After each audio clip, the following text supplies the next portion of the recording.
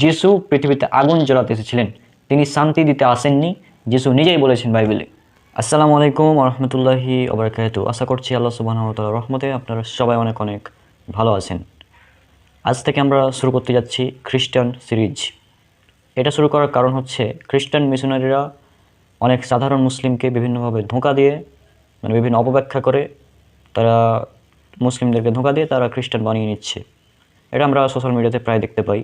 তারপরে বিভিন্ন যেমন কিতাবুল মুকাদ্দাস, ইনজিল শরীফ ইত্যাদি নাম দিয়ে তারা বিভিন্ন কিতাবও রচনা করেছে। যে কিতাবগুলো মুসলিমরা মনে করে এটা তো আমাদের বই, কিন্তু আসলে এটা মুসলমানদের কোনো বই না, এটা খ্রিস্টানদের বই। এভাবে তারা বিভিন্ন চক্রান্ত করে। এছাড়াও ঈসাই মুসলিম নামক তাদের একটি ভ্রান্ত দল তৈরি করেছে তারা, খ্রিস্টানরা, এবং এভাবে তারা মুসলিমদেরকে ধোঁকা দিচ্ছে। তো যাই হোক, আজ থেকে আমরা এই সিরিজ কন্টিনিউ করব ইনশাআল্লাহ। এবং এই সিরিজে বাইবেলের মধ্যে যত রকম মানে অবৈজ্ঞানিক কথা, তারপর যিশুর নামে চালিয়ে দেওয়া বিভিন্ন জাল কথা বাইবেলের মধ্যে আছে। মানে বাইবেলে এমন এমন কথা বলা হয়েছে যিশু সম্পর্কে, বিভিন্ন নবী সম্পর্কে, যেগুলো জানলে আপনারা অবাক হয়ে যাবেন। মানে কিভাবে একজন নবী সম্পর্কে তারা এত বাজে মন্তব্য করতে পারে, এগুলো জানলে আপনারা জাস্ট অবাক হয়ে যাবেন। তো আমি জাস্ট এগুলো উল্লেখ করব, আর এগুলোর জন্য আমি সাহায্য নেব ডক্টর খন্দকার আবদুল্লাহ জাহাঙ্গীর স্যারের এই বই, পবিত্র বাইবেল পরিচিতি এবং পর্যালোচনা, এবং ব্রাদার রাহুল ভাইয়ের একটি সিরিজ আছে, খ্রিস্টান সিরিজ, তারও আছে, তো সেটারও সাহায্য নেব। তো এইভাবে মোটামুটি বেশ কয়েকটি বিষয়কে একসাথে করে আমি উল্লেখ করার চেষ্টা করব, এবং আমি সাথে সাথে স্ক্রিনে দেখিয়ে দেবো। আমার ল্যাপটপে এখানে সামনে বাইবেল খোলা আছে, আমার হচ্ছে ক্যারির বাইবেল ওপেন করা আছে। তো আমি এখান থেকে জাস্ট আপনাদের দেখিয়ে দেবো মূল বিষয়গুলো, মানে বাইবেলে যে এতভাবে উল্লেখ করা হয়েছে। এবং আমি ধারাবাহিকভাবে যেগুলো উল্লেখ করব তার মধ্যে হচ্ছে যিশুর বিভিন্ন খারাপ আচরণ উল্লেখ করা হয়েছে যিশু সম্পর্কে, সেগুলো উল্লেখ করব। বিভিন্ন অবৈজ্ঞানিক বিষয় আছে, সেগুলো উল্লেখ করব। বাইবেলে অনেক অশ্লীলতা রয়েছে, সেগুলো উল্লেখ করব। মানে টোটাল বাইবেলের পর্যালোচনা করা হবে এই সিরিজের মাধ্যমে ইনশাআল্লাহ। তো সবাই আমার জন্য দোয়া করবেন, আল্লাহ যেন এটা করার তৌফিক দান করেন, আর এই ভিডিওগুলো যেন প্রত্যেক মুসলিমদের কাছে পৌঁছে যায়, যেন মুসলিমরা সতর্ক থাকতে পারে। কারণ অধিকাংশ বাঙালি মুসলিম তারা বাইবেল এবং কোরআন সম্পর্কে তেমন কোনো জ্ঞান রাখে না, যে কারণে যখন খ্রিস্টানরা এসে সুন্দর সুন্দর কথা বলে তখন তারা খ্রিস্টান হয়ে যায়। যদি তাদের বাইবেল সম্পর্কে জ্ঞান থাকতো তাহলে কিন্তু তারা এটা করতে পারতো না। তো চলুন, আজকের যেটা আলোচ্য বিষয়, আজকে যেটা উল্লেখ করব সেটা হচ্ছে বাইবেলে যিশু। বাইবেলে যিশু তিনি পৃথিবীতে শান্তি দিতে আসেননি, বরং যিশু এসেছিলেন পৃথিবীতে অশান্তি দিতে। যিশু পৃথিবীতে আগুন জ্বালানোর জন্য এসেছিলেন। জি, এটা উল্লেখ করা আছে বাইবেলে। এটা আছে গসপেল অফ লুক, অধ্যায় নাম্বার 12, ভার্স 49 থেকে 53 পর্যন্ত পড়বেন। রেফারেন্স সহজ, গসপেল অফ লুক অধ্যায় নাম্বার 12, ভার্স নাম্বার 49 থেকে 53। আপনারা স্ক্রিনে দেখুন, আমি পড়ে শোনাচ্ছি। এখানে কী বলা হচ্ছে দেখুন। যিশু বলছেন, আমি পৃথিবীতে আগুন নিক্ষেপ করতে এসেছি, আহা যদি তা আগেই জ্বলে উঠত। মানে দেখুন কি বলছে যিশু। যিশু বলছেন, আমি পৃথিবীতে আগুন নিক্ষেপ করতে এসেছি, যদি তা আগেই জ্বলে উঠত। মানে তারপরে কি বলছি দেখুন, 50 নম্বর ভার্স। এক বাপ্তিস্মে আমায় বাপ্তাইজিত হতে হবে, আর যতক্ষণ না তা হচ্ছে আমি ব্যাকুল হয়ে উঠেছি। তারপর, তোমরা কি মনে করো এই পৃথিবীতে আমি শান্তি স্থাপন করতে এসেছি? না, আমি তোমাদের বলছি বরং আমি বিভেদ ঘটাতে এসেছি। দেখুন স্পষ্ট, যিশু বলছে, যিশু তার শিষ্যদেরকে বলছেন বা জিজ্ঞাসা করছেন যে তোমরা কি মনে করো যে আমি পৃথিবীতে শান্তি দিতে এসেছি? তো তিনি আবার বলছেন যে না, আমি শান্তি দিতে না, আমি বিভেদ সৃষ্টি করতে এসেছি। মানে যিশু এসেছেন বিভেদ ঘটাতে, স্পষ্ট। তারপর দেখুন 52 নম্বর ভার্সে কি বলছে। কারণ এখন থেকে একই পরিবারে 5 জন থাকলে তারা পরস্পরের মধ্যে ভাগ হয়ে যাবে, 3 জন 2 জনের বিরুদ্ধে যাবে, আর 2 জন 3 জনের বিরুদ্ধে যাবে। বাবা ছেলের বিরুদ্ধে ও ছেলে বাবার বিরুদ্ধে, বাবা ছেলের বিরুদ্ধে ও ছেলে বাবার বিরুদ্ধে যাবে। মা মেয়ের বিরুদ্ধে ও মেয়ে মায়ের বিরুদ্ধে যাবে। শাশুড়ি বৌমার বিরুদ্ধে ও বৌমা শাশুড়ির বিরুদ্ধে যাবে। তাহলে চিন্তা করেন, বাইবেলে বলা হচ্ছে যে কি যিশু বলছেন যে আমি এসেছি আসলে বিভেদ ঘটাতে, আমি শান্তি দিতে আসিনি। যিশু বলছেন আমি বিভেদ ঘটাতে এসেছি। যিশু বলছে আমি অশান্তি সৃষ্টি করতে এসেছি। যিশু বলছে আমি আগুন জ্বালাতে এসেছি। তো এটা নাকি যিশু বলছেন, বাইবেলে এটা উল্লেখ করা আছে, আপনার স্ক্রিনে দেখলেন স্পষ্টভাবে। আর এটা যে কোনো বাইবেলেই পাবেন, সব বাইবেলে এটা আছে। আমার কাছে বাংলা কেরির বাইবেলটা আছে, কারণ কেরির বাইবেলটা হচ্ছে বেশি অথেন্টিক, সবচেয়ে বেশি অথেন্টিক ধরা হয় বাংলা ভাষায়। যতগুলো বাইবেল আছে তার মধ্যে উইলিয়াম কেরির যেটা অনুবাদ সেটা অথেন্টিকভাবে ধরা হয়। তো এই হচ্ছে কথা, এটা বলা হচ্ছে বাইবেলে। আর বাইবেলে যিশু বলছেন যে আমি অশান্ত সৃষ্টি করতে এসেছি। চিন্তা করেন কোনো ধর্মীয় নেতা বা মুসলিম দাড়ি টুপিওয়ালা হুজুর তিনি যদি বলেন যে মাইকের সামনে এসে এভাবে বলেন যে আমি পৃথিবীতে এসেছি আগুন জ্বালাতে, যদি তা আগেই জ্বলে উঠতো তবে কতই না ভালো হতো। এটা যদি বলে কোনো মুসলিম দাড়ি টুপিওয়ালা, তাহলে এই নাস্তিক সেকুলার সহ যত আছে তারা কিন্তু বলবে যে ইসলাম সন্ত্রাসবাদী ধর্ম। তাহলে এটা কি ভাই বাইবেলের? যিশু যে বলছেন যে আমি আগুন নিক্ষেপ করতে এসেছি, যদি তা আগেই জ্বলে উঠতো তাহলে কতই না ভালো হতো। তারপরে বলছেন যে তোমরা কি মনে করো যে আমি পৃথিবীতে শান্তি স্থাপন করতে এসেছি? মোটেই না, আমি শান্তি না, আমি বিভেদ ঘটাতে এসেছি।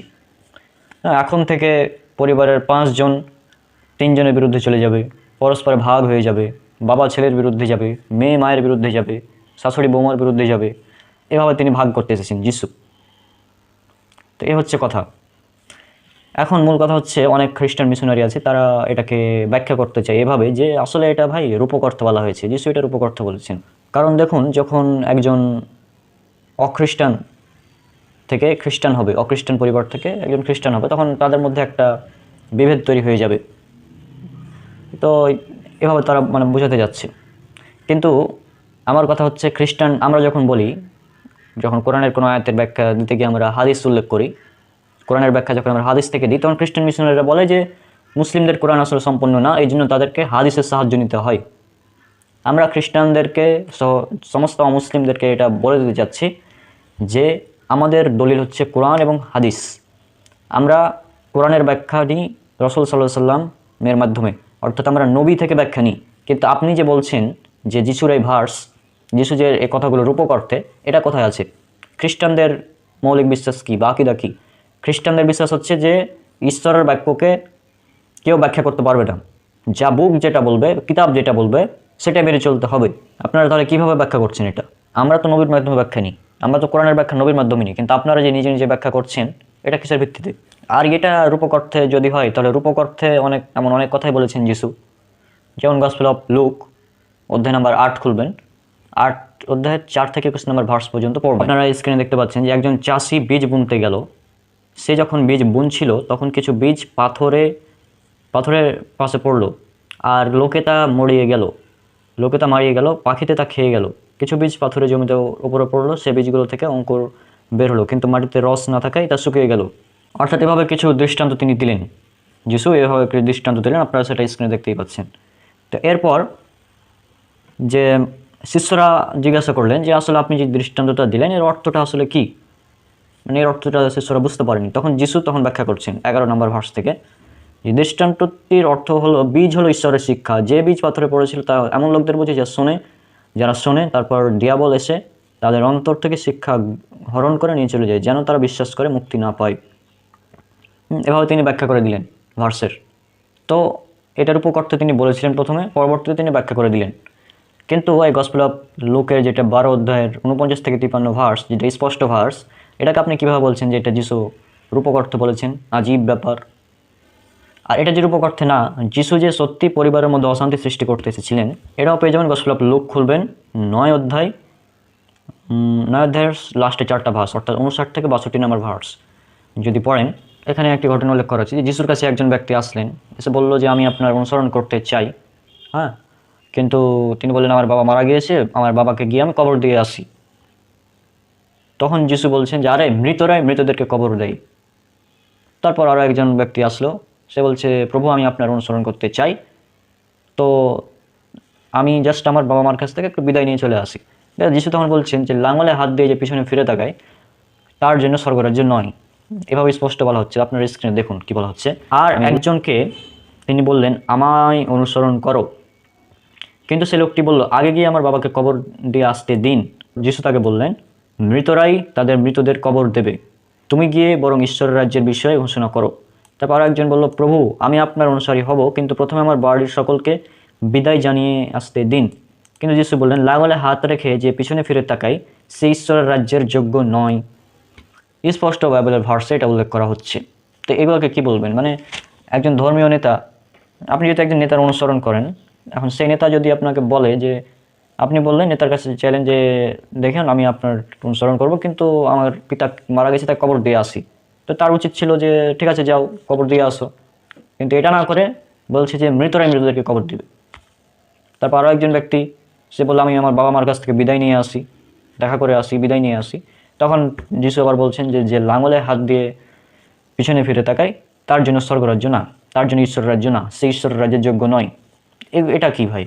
যিশুর উচিত ছিল যে হ্যাঁ যাও দেখা করে আসো বাবা মার সাথে, এটা উচিত ছিল বলা, কিন্তু এটা না করে কি আজীব ব্যাপার। তো এখান থেকে স্পষ্ট যে যিশুর এই ভার্স বাইবেলের new testament gospel of look অধ্যায় নাম্বার 12 ভার্স 49 থেকে 53, যে যিশু পৃথিবীতে আগুন জ্বালাতে এসেছিলেন। যিশু পৃথিবীতে আগুন জ্বালাতে এসেছিলেন, তিনি শান্তি দিতে আসেননি, যিশু নিজেই বলেছেন বাইবেলে। মানে এভাবে করা হয়েছে বাইবেলে যিশুর অবস্থা। আপনারা যদি বাইবেলগুলো দেখতে চান তাহলে প্লে স্টোরে যাবেন, বাংলা বাইবেল লিখবেন, চলে আসবে। অথবা গুগলে যাবেন, বাংলা বাইবেল লিখে সার্চ করবেন, বাংলা বাইবেলটা পেয়ে যাবেন। হ্যাঁ, আপনারা যেহেতু বাঙালি সেজন্য আমি বাংলা বাইবেলগুলোর থেকে উল্লেখ করছি। এছাড়া আমার কাছে কিং জেমস ভার্সনের ইংলিশ বাইবেল যেটা, সেটা পিডিএফ আছে। আরও বেশ কয়েকটি পিডিএফ আছে আমার কাছে বাইবেলের। হ্যাঁ, রেড লেটার বাইবেল এটাও আছে পিডিএফ। আমি কেরির বাইবেল থেকে যে অনুবাদটা করলাম, কেরি বাইবেল যদি লিখেন আপনারা গুগলে, তাহলে কেরির বাইবেল যেটা পিডিএফ সেটা আপনারা পেয়ে যাবেন। তো এটা এই জন্য আমি উল্লেখ করছি। আর একটা আছে BBS Bible, Bangladesh Bible society, সেটা আপনারা দেখতে পারেন এবং সেটা আপনারা প্লে স্টোরে অ্যাভেলেবল পেয়ে যাবেন। তো মূল কথা হচ্ছে যে বাইবেলগুলো এখান থেকে আপনারা পড়তে পারেন। আর যদি এই বাইবেল কিনতে চান তাহলে কিনতেও পারেন। আমিও ইনশাল্লাহ শীঘ্রই একটা বাইবেল কিনে ফেলবো, কারণ পিডিএফ থেকে পড়া এটা যাই হোক কেমন একটু দেখাই। তো সেজন্য আমি বাইবেল একটা কেনার চিন্তাভাবনা করছি, ইনশাল্লাহ শীঘ্রই কিনে ফেলবো। তো এটা হচ্ছে কথা, আপনারা এভাবে বিষয়গুলো পড়তে পারেন। আর আজকে আমাদের এখানে জাস্ট একটি বিষয় নিয়ে আলোচনা করলাম যে যিশু পৃথিবীতে আগুন লাগাতে এসেছিলেন বাইবেল অনুযায়ী। সুতরাং বাইবেল যিশুকে মানে যিশুর উদ্দেশ্য কী করে দিয়েছে দেখুন। হ্যাঁ, কিন্তু পবিত্র কোরআন পড়বেন। পবিত্র কোরআনে আল্লাহ সুবহানাহু ওয়া তাআলা বলছেন সূরা ইমরান সূরা নম্বর 3 আয়াত নম্বর 45, যে তিনি মরিয়ম আলাইহিস সালামকে মানে একটি সুসংবাদ দিচ্ছেন ফেরেশতার মাধ্যমে। তিনি বললেন যে যার নাম ঈসা ইবনে মারিয়াম, যে দুনিয়া ও আখিরাতে সম্মানিত এবং নৈকট্যপ্রাপ্তদের অন্তর্ভুক্ত। অর্থাৎ পবিত্র কোরআন বলছে যিশু বা ঈসা আলাইহিস সালাম তিনি দুনিয়া ও আখিরাতে সম্মানিত এবং নৈকট্যপ্রাপ্তদের অন্তর্ভুক্ত, কিন্তু বাইবেলে তার উদ্দেশ্য করে দিয়েছে পৃথিবীতে আগুন লাগানো, আগুন জ্বালাতে, পৃথিবীতে অশান্তি সৃষ্টি করতে এসেছেন, এটা বাইবেলে তার উদ্দেশ্য করে দেওয়া হয়েছে।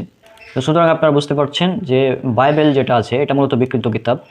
আমরা বাইবেলের এই ভার্সগুলোর সাথে একমত না, আমরা কোরআনের যে ভার্সটা আছে এটার সাথে একমত, যে যিশুর উদ্দেশ্য ছিল যিশু তিনি দুনিয়া এবং আখিরাতে সম্মানিত। তো পবিত্র কোরআন যিশু বা ঈসা আলাইহিস সালামকে অনেক সম্মান দিয়েছে, কিন্তু বাইবেল সেই সম্মানটা দিতে পারেনি। তো যাই হোক, এটা হচ্ছে মূল কথা।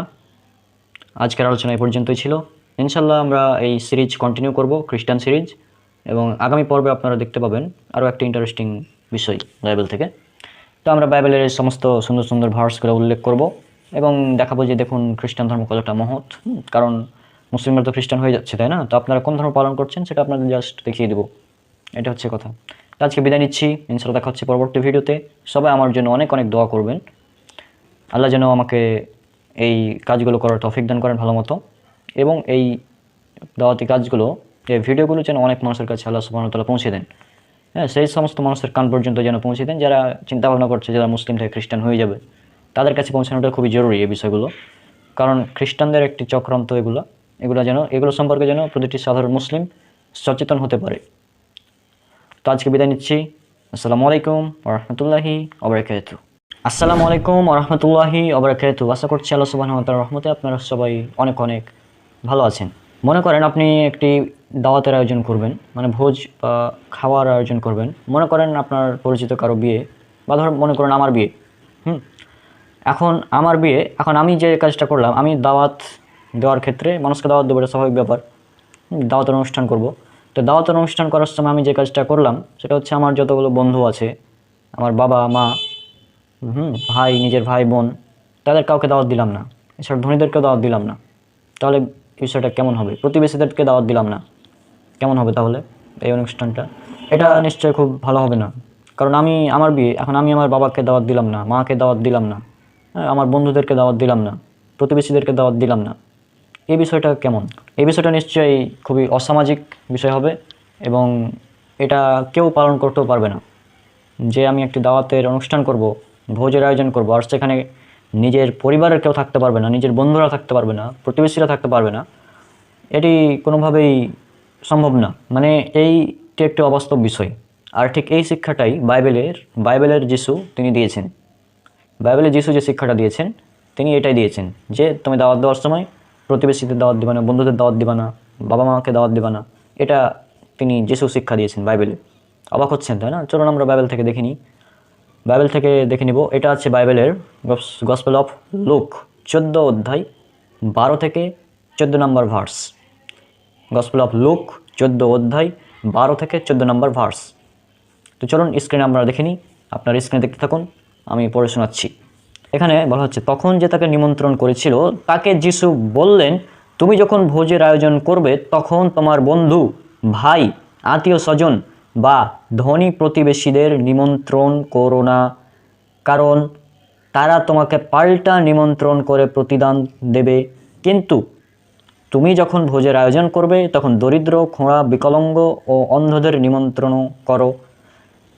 এখানে 13 নম্বর ভার্স যেটা বলছে যে তুমি যখন ভোজের আয়োজন করবে তখন দরিদ্র, খোঁড়া, বিকলাঙ্গ, অন্ধদের নিমন্ত্রণ করো, হ্যাঁ, অর্থাৎ গরিবদের নিমন্ত্রণ করো। এই ভার্সের সাথে আমরা মুসলিমরা একমত, কারণ রাসূল সাল্লাল্লাহু আলাইহি ওয়াসাল্লাম বলেছেন, সহিহ বুখারী হাদিস নাম্বার 5177, সেখানে বলা হয়েছে যে দাওয়াতে বা যে অলিমায় কেবলমাত্র ধনীদেরকে দাওয়াত দেওয়া হয় বেছে বেছে, সেটা গরিবদেরকে দাওয়াত দেওয়া হয় না, সেটা হচ্ছে সবচেয়ে নিকৃষ্ট দাওয়াত।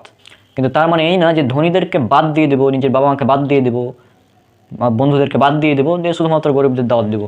এটা কেমন? তারপর 14 নম্বর ভার্সে বলছে যে যিনি বাইবেল লিখেছেন, কে যে লিখেছে এই বাইবেলটা আল্লাহ ভালো জানে, কারণ বাইবেল পরবর্তীতে বিকৃত করা হয়েছে, যিশুর নামে এগুলো চালিয়ে দেওয়া হয়েছে আর কি। তো 14 নম্বর ভার্সে তিনি যুক্তি দিচ্ছেন যে আসলে কেন গরিবদের দিতে হবে এবং ধনীদের দিতে হবে না, যুক্তি দিচ্ছেন তিনি।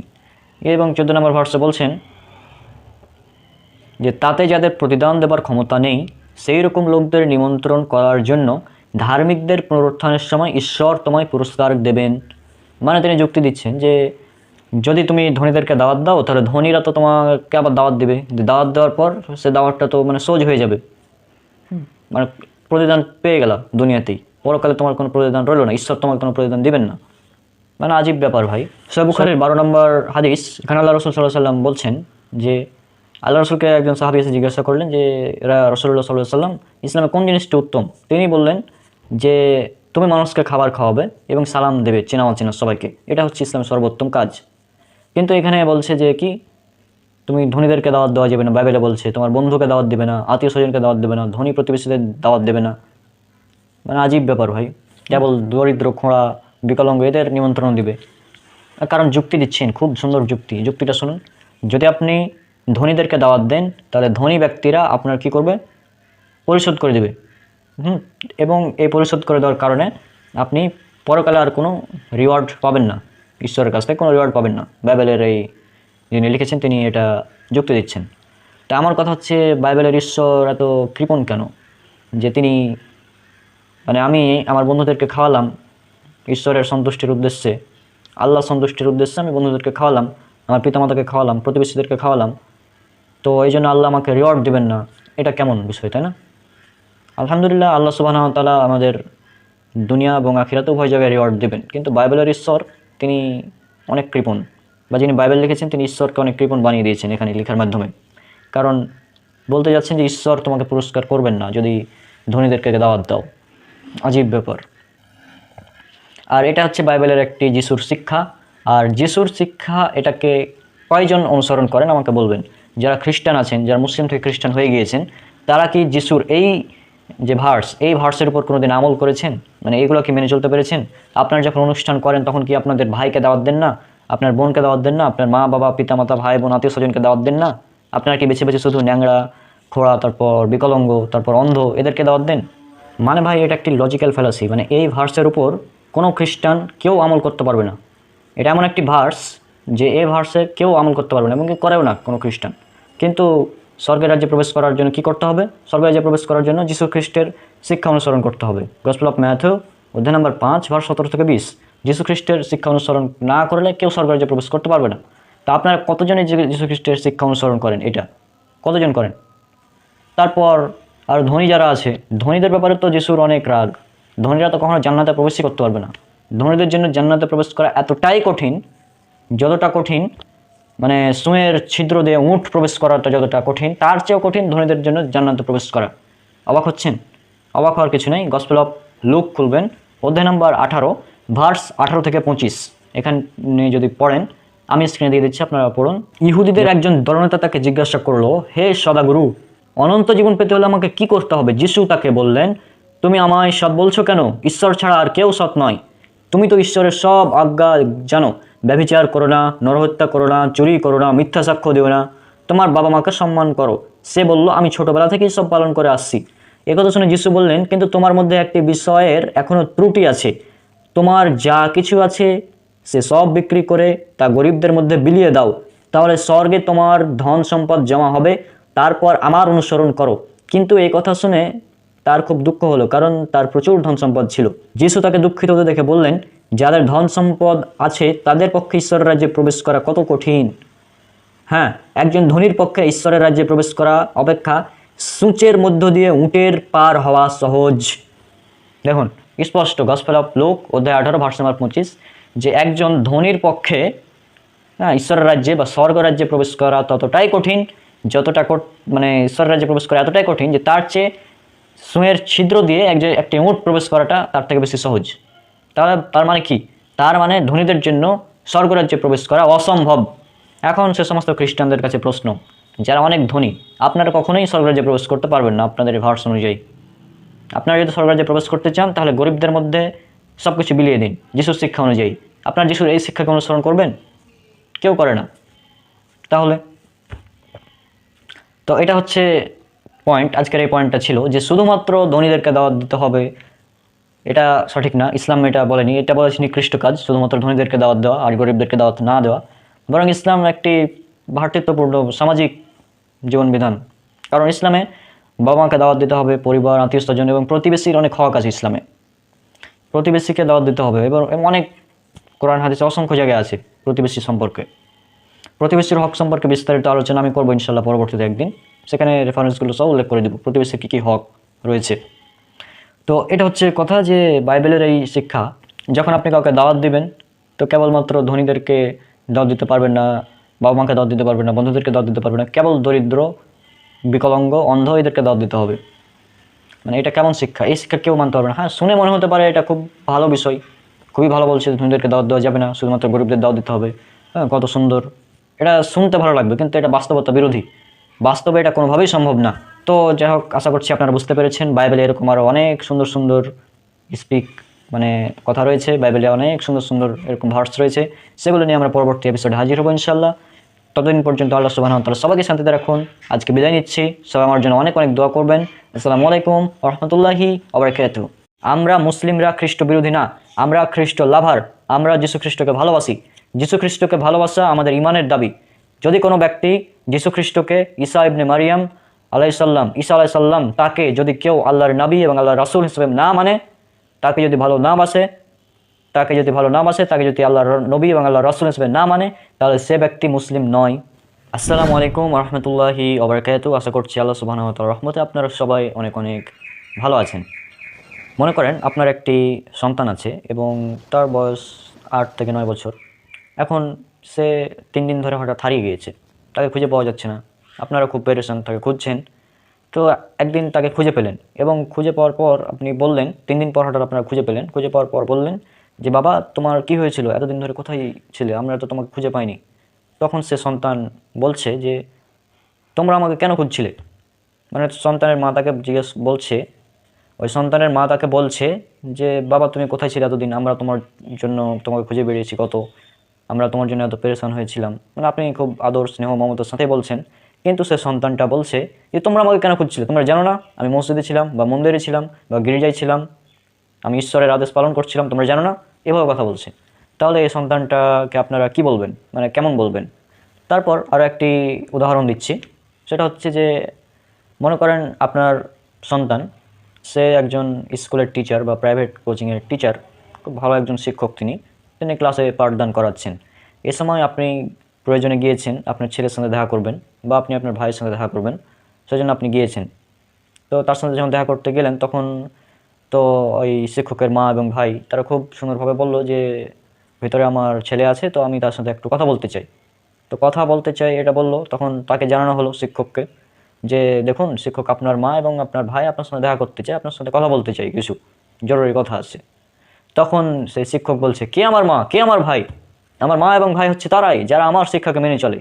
এভাবে যদি বলে তাহলে এই শিক্ষককে কি আপনি আদর্শ শিক্ষক বলবেন? তারপর মনে করেন আপনার ছেলে তার মাকে এভাবে ডাকছে, হে নারী, তোমার সাথে আমার কি সম্পর্ক? তুমি আমাকে কি বলছো এগুলো? তুমি কেন আমাকে আদেশ পালন করতে বলছো? এভাবে কথা বলে, তাহলে এটাকে কি বলবেন আপনারা? তার মাকে বলছে, মাকে মা না ডেকে ডাকছে কি, হে নারী, তুমি কি করছো? তুমি কেন আমাকে জিজ্ঞাসা করছো? তুমি কেন এগুলো বলছো? তাহলে কি এই সন্তানকে আপনি আদর্শবান সন্তান বলবেন? মানে বিষয়টা কেউ, যেমন আমরা যারা সভ্য সমাজের দাবি করি, আমরা কেউ এগুলোকে বলবো না, এবং এগুলো অবশ্যই মায়ের সাথে অসৎ আচরণ, অশ্লীল খারাপ আচরণ, অবশ্যই এগুলো মায়ের সাথে খারাপ আচরণ। জানলে অবাক হবেন, আমি যে ঘটনাগুলো বললাম এই ঘটনাগুলো বাইবেলে চালানো হয়েছে জিজাস ক্রাইস্ট, ঈসা মাসি, অর্থাৎ আমাদের নবী ঈসা আলাইসাল্লামের নামে।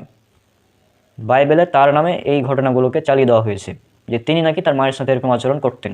অথচ যিশু বা ঈসা আলাইসাল্লাম তিনি বাইবেলে বলেছেন, গসপেল অফ ম্যাথিউ অধ্যায় 19 ভার্স নাম্বার 19, যে তোমরা পিতামাতার সাথে ভালো আচরণ করো।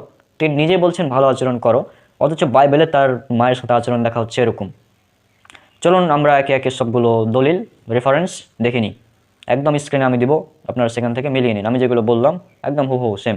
প্রথমে যে ঘটনাটা বললাম যে একটি সন্তান 3 দিন ধরে হারিয়েছিল, পরবর্তীতে পাওয়া গেল, তখন বলছিল যে কে, তোমরা আমাকে কেন খুঁজছিলা? তোমরা কেন আমাকে খুঁজছো? এই ঘটনাটা উল্লেখ করা আছে যিশুর ব্যাপারে। এটা আছে গসপেল অফ লুক অধ্যায় নাম্বার 2 ভার্স 48 থেকে 50, যদি পড়েন তাহলে সেখানে এটা উল্লেখ করা আছে। আমি স্ক্রিনে দিচ্ছি, আপনারা দেখুন। যে যিশু তখন তাদের বললেন, যিশুর মা তাকে সেখানে খুঁজছিলেন, হ্যাঁ, যিশুর মা বাবা তাকে সেখানে খুঁজছিলেন, বললেন বাচ্চা আমাদের সঙ্গে এমন কেন করলো? তোমাকে আমরা ভীষণ ব্যাকুল হয়ে তোমার খোঁজ করে বেড়াচ্ছি। তখন যিশু আবার বললেন কি, তোমরা কেন আমার খোঁজ করছিলে? তোমরা কি জানো না যে আমি আমার পিতার কাজ, যেখানে পিতার কাজ সেখানেই আমাকে থাকতে হবে? মানে এটা কি ভাই, যিশুকে এভাবে দেখানো হয়েছে বাইবেলে। যিশু তো এটা বলতে পারতো যে মা আমার ভুল হয়েছে, আমি একটু মানে গির্জাতে ছিলাম বা মসজিদে ছিলাম বা মন্দিরে ছিলাম, তো আমি পরবর্তীতে এমনটা করবো না, আমি পরবর্তীতে তোমাদের জানিয়ে আসবো, এটা বলতে পারতো। এটা না বলে বলছে তোমরা কেন আমার খোঁজ করছিলে? তোমরা কি জানো না যে আমি আমার ঈশ্বরের যেখানে কাজ সেখানে আমাকে থাকতে হবে? মানে আজীব ব্যাপার। এটা ছিল একটি ঘটনা। আচ্ছা, দ্বিতীয় উদাহরণ যেটা দিলাম, দ্বিতীয় উদাহরণ এটা হচ্ছে যে একজন শিক্ষক তিনি পাঠদান করাচ্ছেন এবং তার মা এবং তার ভাই তার সঙ্গে দেখা করতে চেয়েছে, কিন্তু সে শিক্ষক অস্বীকার করে বলে দিচ্ছে কে আমার মা, কে আমার ভাই, এভাবে বলেছে। হ্যাঁ, তো এই কে আমার ভাই এভাবে যখন বলেছে, এই ঘটনাটা আপনারা পাবেন যিশুর ক্ষেত্রে। এটা উল্লেখ করা আছে গসপেল অফ মার্ক অধ্যায় 3 ভার্স 31 থেকে 35, গসপেল অফ ম্যাথিউ অধ্যায় 12 ভার্স 46 থেকে 50, এবং গসপেল অফ লুক অধ্যায় 8 ভার্স 19 থেকে 21। আমি গসপেল অফ ম্যাথিউ অধ্যায় 12 46 থেকে 50 এটা স্ক্রিনে শো করাচ্ছি। আপনারা দেখুন যে যিশু যখন সমবেত লোকদের সাথে কথা বলছিলেন, তখন তার মা ও ভাইরা এসে তার সঙ্গে কথা বলার ইচ্ছায় বাইরে দাঁড়িয়ে অপেক্ষা করছিলেন। সে সময় একজন লোক তাকে বলল, দেখুন আপনার মা ও আপনার ভাইরা বাইরে দাঁড়িয়ে আছেন, তারা আপনার সঙ্গে কথা বলতে চান। যিশু তখন তাকে বললেন, কে আমার মা, কারাই বা আমার ভাই? এরপর তিনি তার অনুগামীদের দেখিয়ে বললেন, দেখো এরাই আমার মা, আমার ভাই। হ্যাঁ, যে কেউ আমার স্বর্গের পিতার ইচ্ছা পালন করে সেই আমার মা ও ভাই ও বোন। মানে কি ভাই, যিশুর মা এবং যিশুর ভাই তার সঙ্গে দেখা করতে এসেছে, কিন্তু যিশু বলছেন কি যে কে আমার মা, কে আমার ভাই, ডাইরেক্ট এভাবে বলছে। তো এটা এভাবে না বলে তিনি এভাবে বলতে পারতেন যে দেখুন আমার, যদিও ইনি আমার মা এবং আমার ভাই, আপন মা এবং আপন ভাই, কিন্তু আমার প্রকৃত ভাই হচ্ছে তারাই যারা আমার আদেশকে মেনে চলে। আমার প্রকৃত মা এবং ভাই হচ্ছে তারাই যারা আমার প্রকৃত আদেশকে মেনে চলে। কিন্তু এটা না করে ডাইরেক্ট বলছে কে আমার মা, কে আমার ভাই। আজীব ব্যাপার। তা আমি একটা এখানে অনেক খ্রিস্টানরা এখানে যুক্তি দেয় কি যে দেখুন এখানে যিশু আসলে বোঝাতে চেয়েছেন ঈশ্বরের প্রতি ভালোবাসা, মানে ঈশ্বরের প্রতি প্রেম বা ভালোবাসা বোঝানোর উদ্দেশ্যে, ঈশ্বরের প্রতি ভালোবাসা বোঝাতে গিয়ে তিনি এটা এভাবে বলেছেন যে আসলে যিশুর প্রকৃত মা এবং প্রকৃত ভাই হচ্ছে তারাই যারা তার অনুসরণ করে। এখন আমার প্রশ্ন, যিশুর প্রকৃত মা যিনি মারিয়াম ছিলেন, তিনি কি অবিশ্বাসী ছিলেন যে তাকে একদম অস্বীকার করে দিতে হবে যে কে আমার মা, এভাবে বলতে হবে? তিনি তো অবিশ্বাসী ছিলেন না। আর যদি ধরেও নেই যে তিনি একজন অবিশ্বাসী ছিলেন, ধরেও নি যদি তর্কের খাতিরে যে তিনি অবিশ্বাসী বা কোনো ব্যক্তির মা অবিশ্বাসী, তো তার মানে কি এই যে মায়ের সাথে খুব খারাপ ব্যবহার করতে হবে? যেমন ইসলামের শিক্ষা হচ্ছে যে সূরা লোকমান খুলবেন, সূরা লোকমান 31 নম্বর সূরা 15 নম্বর আয়াত, যে তারা যদি তোমাকে শিরক করতে আদেশ করে, জোর করে যদি তোমাদেরকে যদি শিরক করার জন্য আহ্বান করে, যদি শিরক করতে বলে, তাহলে তোমরা তোমাদের পিতামাতার আদেশ পালন করবা না, তাদের আনুগত্য করবা না, কিন্তু দুনিয়ায় তাদের সাথে বসবাস করবে সৎভাবে। মানে পিতামাতার সাথে সদ্ব্যবহার করতে বলা হচ্ছে। যদিও পিতামাতা তোমাকে শিরক করতে বলে, তখন শুধু তাদের আদেশ মানা যাবে না। মানে পিতামাতা যদি অমুসলিমও হয়, তারপরেও তাদের সাথে সদ্ব্যবহার করতে হবে। এটা হচ্ছে পবিত্র কোরআনের শিক্ষা। কিন্তু যিশুর কথা কি, কে আমার মা, কে আমার ভাই, এভাবে ডাইরেক্ট বলে দিচ্ছে। আজীব ব্যাপার। আচ্ছা, এর পরবর্তী ঘটনা সেটা হচ্ছে যিশু তার মায়ের সাথে একদিন একটি বিয়ের অনুষ্ঠানে গিয়েছেন। বিয়ের অনুষ্ঠানে গিয়ে যিশুর মা তাকে বলছেন যে, দেখো বাবা, আমাদের যে যারা রয়েছে তাদের আমাদের তো কোল্ড ড্রিঙ্কস বা দ্রাক্ষা রস, যেটা হচ্ছে এদের সেটা দ্রাক্ষা রস, সেটা শেষ হয়ে গিয়েছে, তুমি একটা ব্যবস্থা করো। তো যিশু তখন বলছেন, হে নারী, তুমি কেন আমাকে এগুলো করতে বলছো? যিশু এভাবে বলছেন, তার মাকে বলছেন, হে নারী, তুমি কেন আমাকে এগুলো করতে বলছো? চলুন আমরা স্ক্রিনে দেখে নিই কী বলা হচ্ছে। আপনারা খুলবেন গসপেল অফ জন, অধ্যায় নম্বর 2, ভার্স 1 থেকে 4 পর্যন্ত পড়বেন। এখানে উল্লেখ করা হচ্ছে, দেখুন, তৃতীয় দিনে গালিলের কান্নানগরে একটা বিয়ে হচ্ছিল এবং যিশুর মা সেখানে ছিলেন। সে বিয়ে বাড়িতে যিশু ও তার শিষ্যদেরও নিমন্ত্রণ করা হয়েছিল। যখন সমস্ত দ্রাক্ষারস ফুরিয়ে গেল, তখন যিশুর মা তাকে এসে বললেন, এদের আর দ্রাক্ষারস নেই। যিশু বললেন, তার মাকে বলছেন যিশু কি বললেন, হে নারী, তুমি আমায় কেন বলছো কি করা উচিত? আমার সময় এখনো আসেনি। চিন্তা করুন, যিশুর মা তাকে বলছেন যে, দেখো, এদের দ্রাক্ষারস যেগুলো আছে, কোল্ড ড্রিঙ্কস, এগুলো ফুরিয়ে গিয়েছে, তো তুমি একটা ব্যবস্থা করো, বা পানি ফুরিয়ে গিয়েছে, তুমি একটা ব্যবস্থা করো। তো যিশু তখন তার মাকে বলছেন, হে নারী, মানে ওগুলা বাদ দিলাম ভাই, মাকে সম্বোধন করা হচ্ছে কীভাবে, হে নারী। এটা কী রে ভাই? মানে এটা কি মায়ের সাথে অশ্লীল ব্যবহার না, অসদাচরণ না মায়ের সাথে? মাকে বলা হে নারী, হে নারী।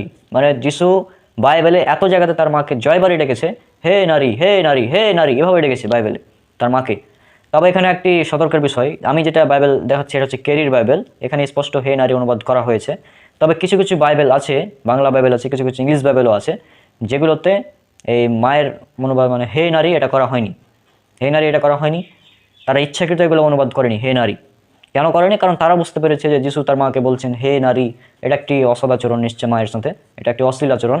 এজন্য তারা নিজেরা বুঝতে পেরে মানে শব্দ পরিবর্তন করে দিয়েছে, হে নারীটা উল্লেখ করেনি, কোথাও মা উল্লেখ করেছে। অর্থাৎ ব্যাপারটা হচ্ছে খ্রিস্টানরা এটা বলতে চায় যে যিশুর সাথে যেই তার মাকে বলছেন এভাবে, হে নারী, তোমার সাথে আমার কিসের সম্পর্ক, তুমি কেন আমাকে এগুলো করতে বলছো? তো এই যে হে নারী, তারা এটা কেটে দিয়েছে। অনেক বাংলা অনুবাদে এগুলো হে নারী শব্দটা নেই।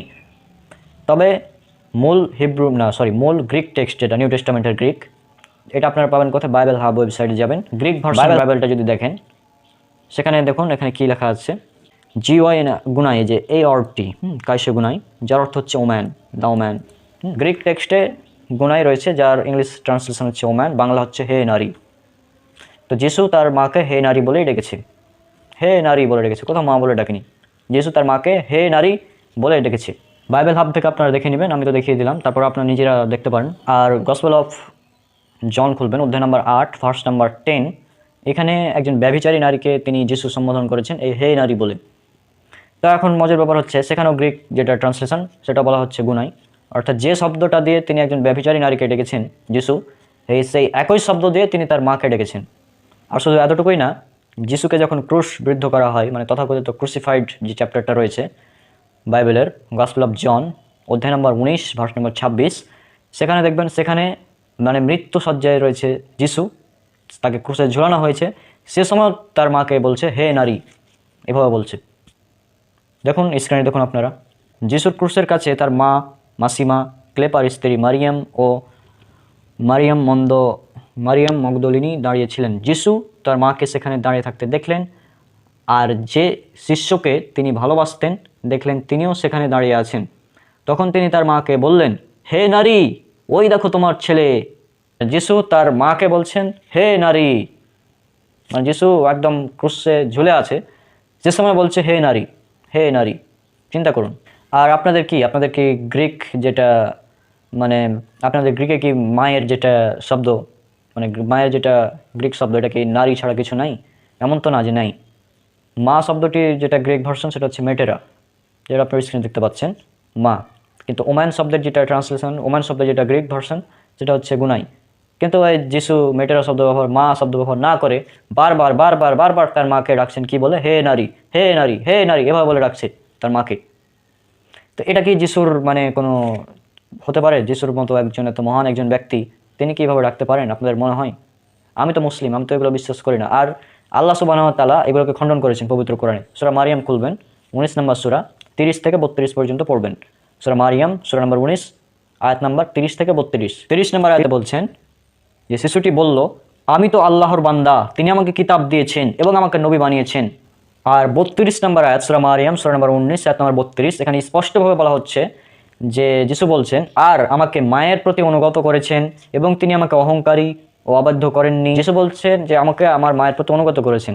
যিশু তার মায়ের প্রতি অনুগত ছিলেন, তার মায়ের অবাধ্য ছিলেন না, তিনি অহংকারী ছিলেন না। কিন্তু বাইবেলে যে ভার্সগুলো বলা হচ্ছে, এখানে কি বলা হচ্ছে? হে নারী, তোমাকে কেন জিজ্ঞেস করছো? মানে অবাধ্য সন্তানের মতো কাজ, অহংকারের মতো কথাবার্তা। এমনকি সে মারা যাচ্ছে, ক্রুসে ঝুলে আছে, সে সময় বলছে হে নারী মাকে। চিন্তা করুন, মানে বাইবেলে যিশুর মানে যিশু বা ঈসা আলাইহিস সালামকে কতটা নিচে নামানো হয়েছে, তাকে যে অপমানিত করা হয়েছে বাইবেলে, এগুলো তার প্রমাণ। আর যারা বাইবেলের অনুবাদে মানে কাটছাট করেছে, যারা বাইবেলের অনুবাদে কাটছাট করেছে, যেমন যেটা বললাম যে কোনো কোনো অনুবাদে হে নারী এ শব্দটা তারা নিয়ে আসেননি, হে নারী শব্দটা নিয়ে আসেননি অনুবাদে। তো তাদের মানে কি মানে ঈশ্বরের বাক্যকে কি পরিবর্তন করা যায়? ঈশ্বরের বাক্যকে নিজের মতো করে সাজিয়ে নেওয়া যায়? এটা কি সম্ভব? এটা কিন্তু সম্ভব না। কিন্তু আপনারা এটা করেছেন। কেন করেছেন? কারণ আপনারা মনে করছেন যে এটা একটি অশ্লীল বাক্য, মায়ের সাথে অসদাচরণ করা হচ্ছে, মাকে হে নারী বলে সম্বোধন করছে, এগুলো উচিত না। কিন্তু বাইবেলের বুক অফ রেভুলেশন যেটা 22 অধ্যায় 18 থেকে 21 নম্বর ভার্স, সেখানে স্পষ্টভাবে তো উল্লেখ করা আছে যে এই পুস্তকের ভাববাণী সব যারা শুনবে, আমি তাদের দৃঢ়ভাবে বলছি, এই পুস্তকে যা কিছু লেখা হলো কেউ যদি তার সঙ্গে কিছু যোগ করে, তবে ঈশ্বর এই পুস্তকে যেসব সন্তাপের উল্লেখ আছে তা তার জীবনে যোগ করবেন। কেউ যদি এই ভাববাণী পুস্তকের বাক্য থেকে কিছু বাদ দেয়, তবে ঈশ্বর এই পুস্তকে যে জীবন বৃক্ষের কথা লেখা আছে তা থেকে ও পবিত্র নগর থেকে তার অংশ বাদ দেবেন। তাহলে এই বুক অফ রেভলিউশন, যেটা প্রকাশিত বাক্য বলা হয়, বাইবেলের নিউ টেস্টামেন্টের সর্বশেষ পুস্তক, যেটা 22 অধ্যায়ের সর্বশেষ পুস্তকের সর্বশেষ অধ্যায়, মানে 22 অধ্যায় সর্বশেষ মানে 3টা ভার্স 18 থেকে 21, এখানে স্পষ্টভাবে বলা হচ্ছে যে এই বইয়ের কোনো কিছু পরিবর্তন করা যাবে না। কিন্তু আপনারা অনুবাদ করতে গিয়ে কী করেছেন? হে নারী, হ্যাঁ, গুনাই শব্দের অনুবাদ হে নারী আপনারা করেননি। কেউ কেউ মাদার করেছে, পরিবর্তন করেছে, বাদ দিয়েছে, মানে হে নারী শব্দটিকে কেটে দেওয়া হয়েছে কোনো কোনো অনুবাদ থেকে। তবে আমাদের যেটা বাইবেল আছে এখানে কেরির অনুবাদ, এখানে হে নারী শব্দটা আছে, এবং আমি থেকে দেখালাম, বাইবেল হাব থেকেও দেখালাম, সেখানেও আছে। তো এগুলো কি মানে আজকে যে আলোচনাগুলো করলাম, যিশু তার মায়ের সাথে এরকম ব্যবহার করছে, এগুলো কি ভাই? আল্লাহ পবিত্র কোরআনে বলছেন যে যিশু তার মায়ের প্রতি অনুগত ছিল। সূরা মারিয়াম সূরা নম্বর 19 আয়াত নম্বর 32। আল্লাহ বলছেন সূরা ইমরান সূরা নম্বর 3 আয়াত নম্বর 45 যে যিশু খ্রিস্ট মাসি ঈসা ইবনে মারিয়াম, তিনি দুনিয়াতে এবং আখিরাতে সম্মানিত এবং আল্লাহর নৈকট্যপ্রাপ্তদের অন্তর্ভুক্ত। কিন্তু বাইবেলে তাকে এমনভাবে দেখানো হচ্ছে যে যা বলার ভাষা না। অনেকে মনে করবেন আমরা মুসলিমরা খ্রিস্ট বিরোধী। জি না, আমরা মুসলিমরা খ্রিস্ট বিরোধী না, আমরা খ্রিস্ট লাভার। আমরা যীশু খ্রিস্টকে ভালোবাসি। যীশু খ্রিস্টকে ভালোবাসা আমাদের ইমানের দাবি। যদি কোনো ব্যক্তি যীশু খ্রিস্টকে ঈসা ইবনে মারিয়াম ঈসা আলাইসাল্লাম, তাকে যদি কেউ আল্লাহর নবী এবং আল্লাহর রাসূল হিসেবে না মানে, তাকে যদি ভালো না বাসে, তাকে যদি আল্লাহর নবী এবং আল্লাহর রাসূল হিসেবে না মানে, তাহলে সে ব্যক্তি মুসলিম নয়। অর্থাৎ কোনো ব্যক্তি মুসলিম হতে পারে না যদি ঈসা আলাইসাল্লামকে আল্লাহর নবী এবং আল্লাহর রাসূল হিসেবে বিশ্বাস না করে। কিন্তু আমরা এগুলো দেখে আমাদের কষ্ট হয়, কারণ আল্লাহর নবীর নামে এমন এমন কথা তারা উল্লেখ করছে বাইবেলের মধ্যে, এমন অশ্লীল বাক্য উল্লেখ করেছে যেগুলা মানে জাস্ট এগুলো আমরা খণ্ডন করছি এই সিরিজের মাধ্যমে।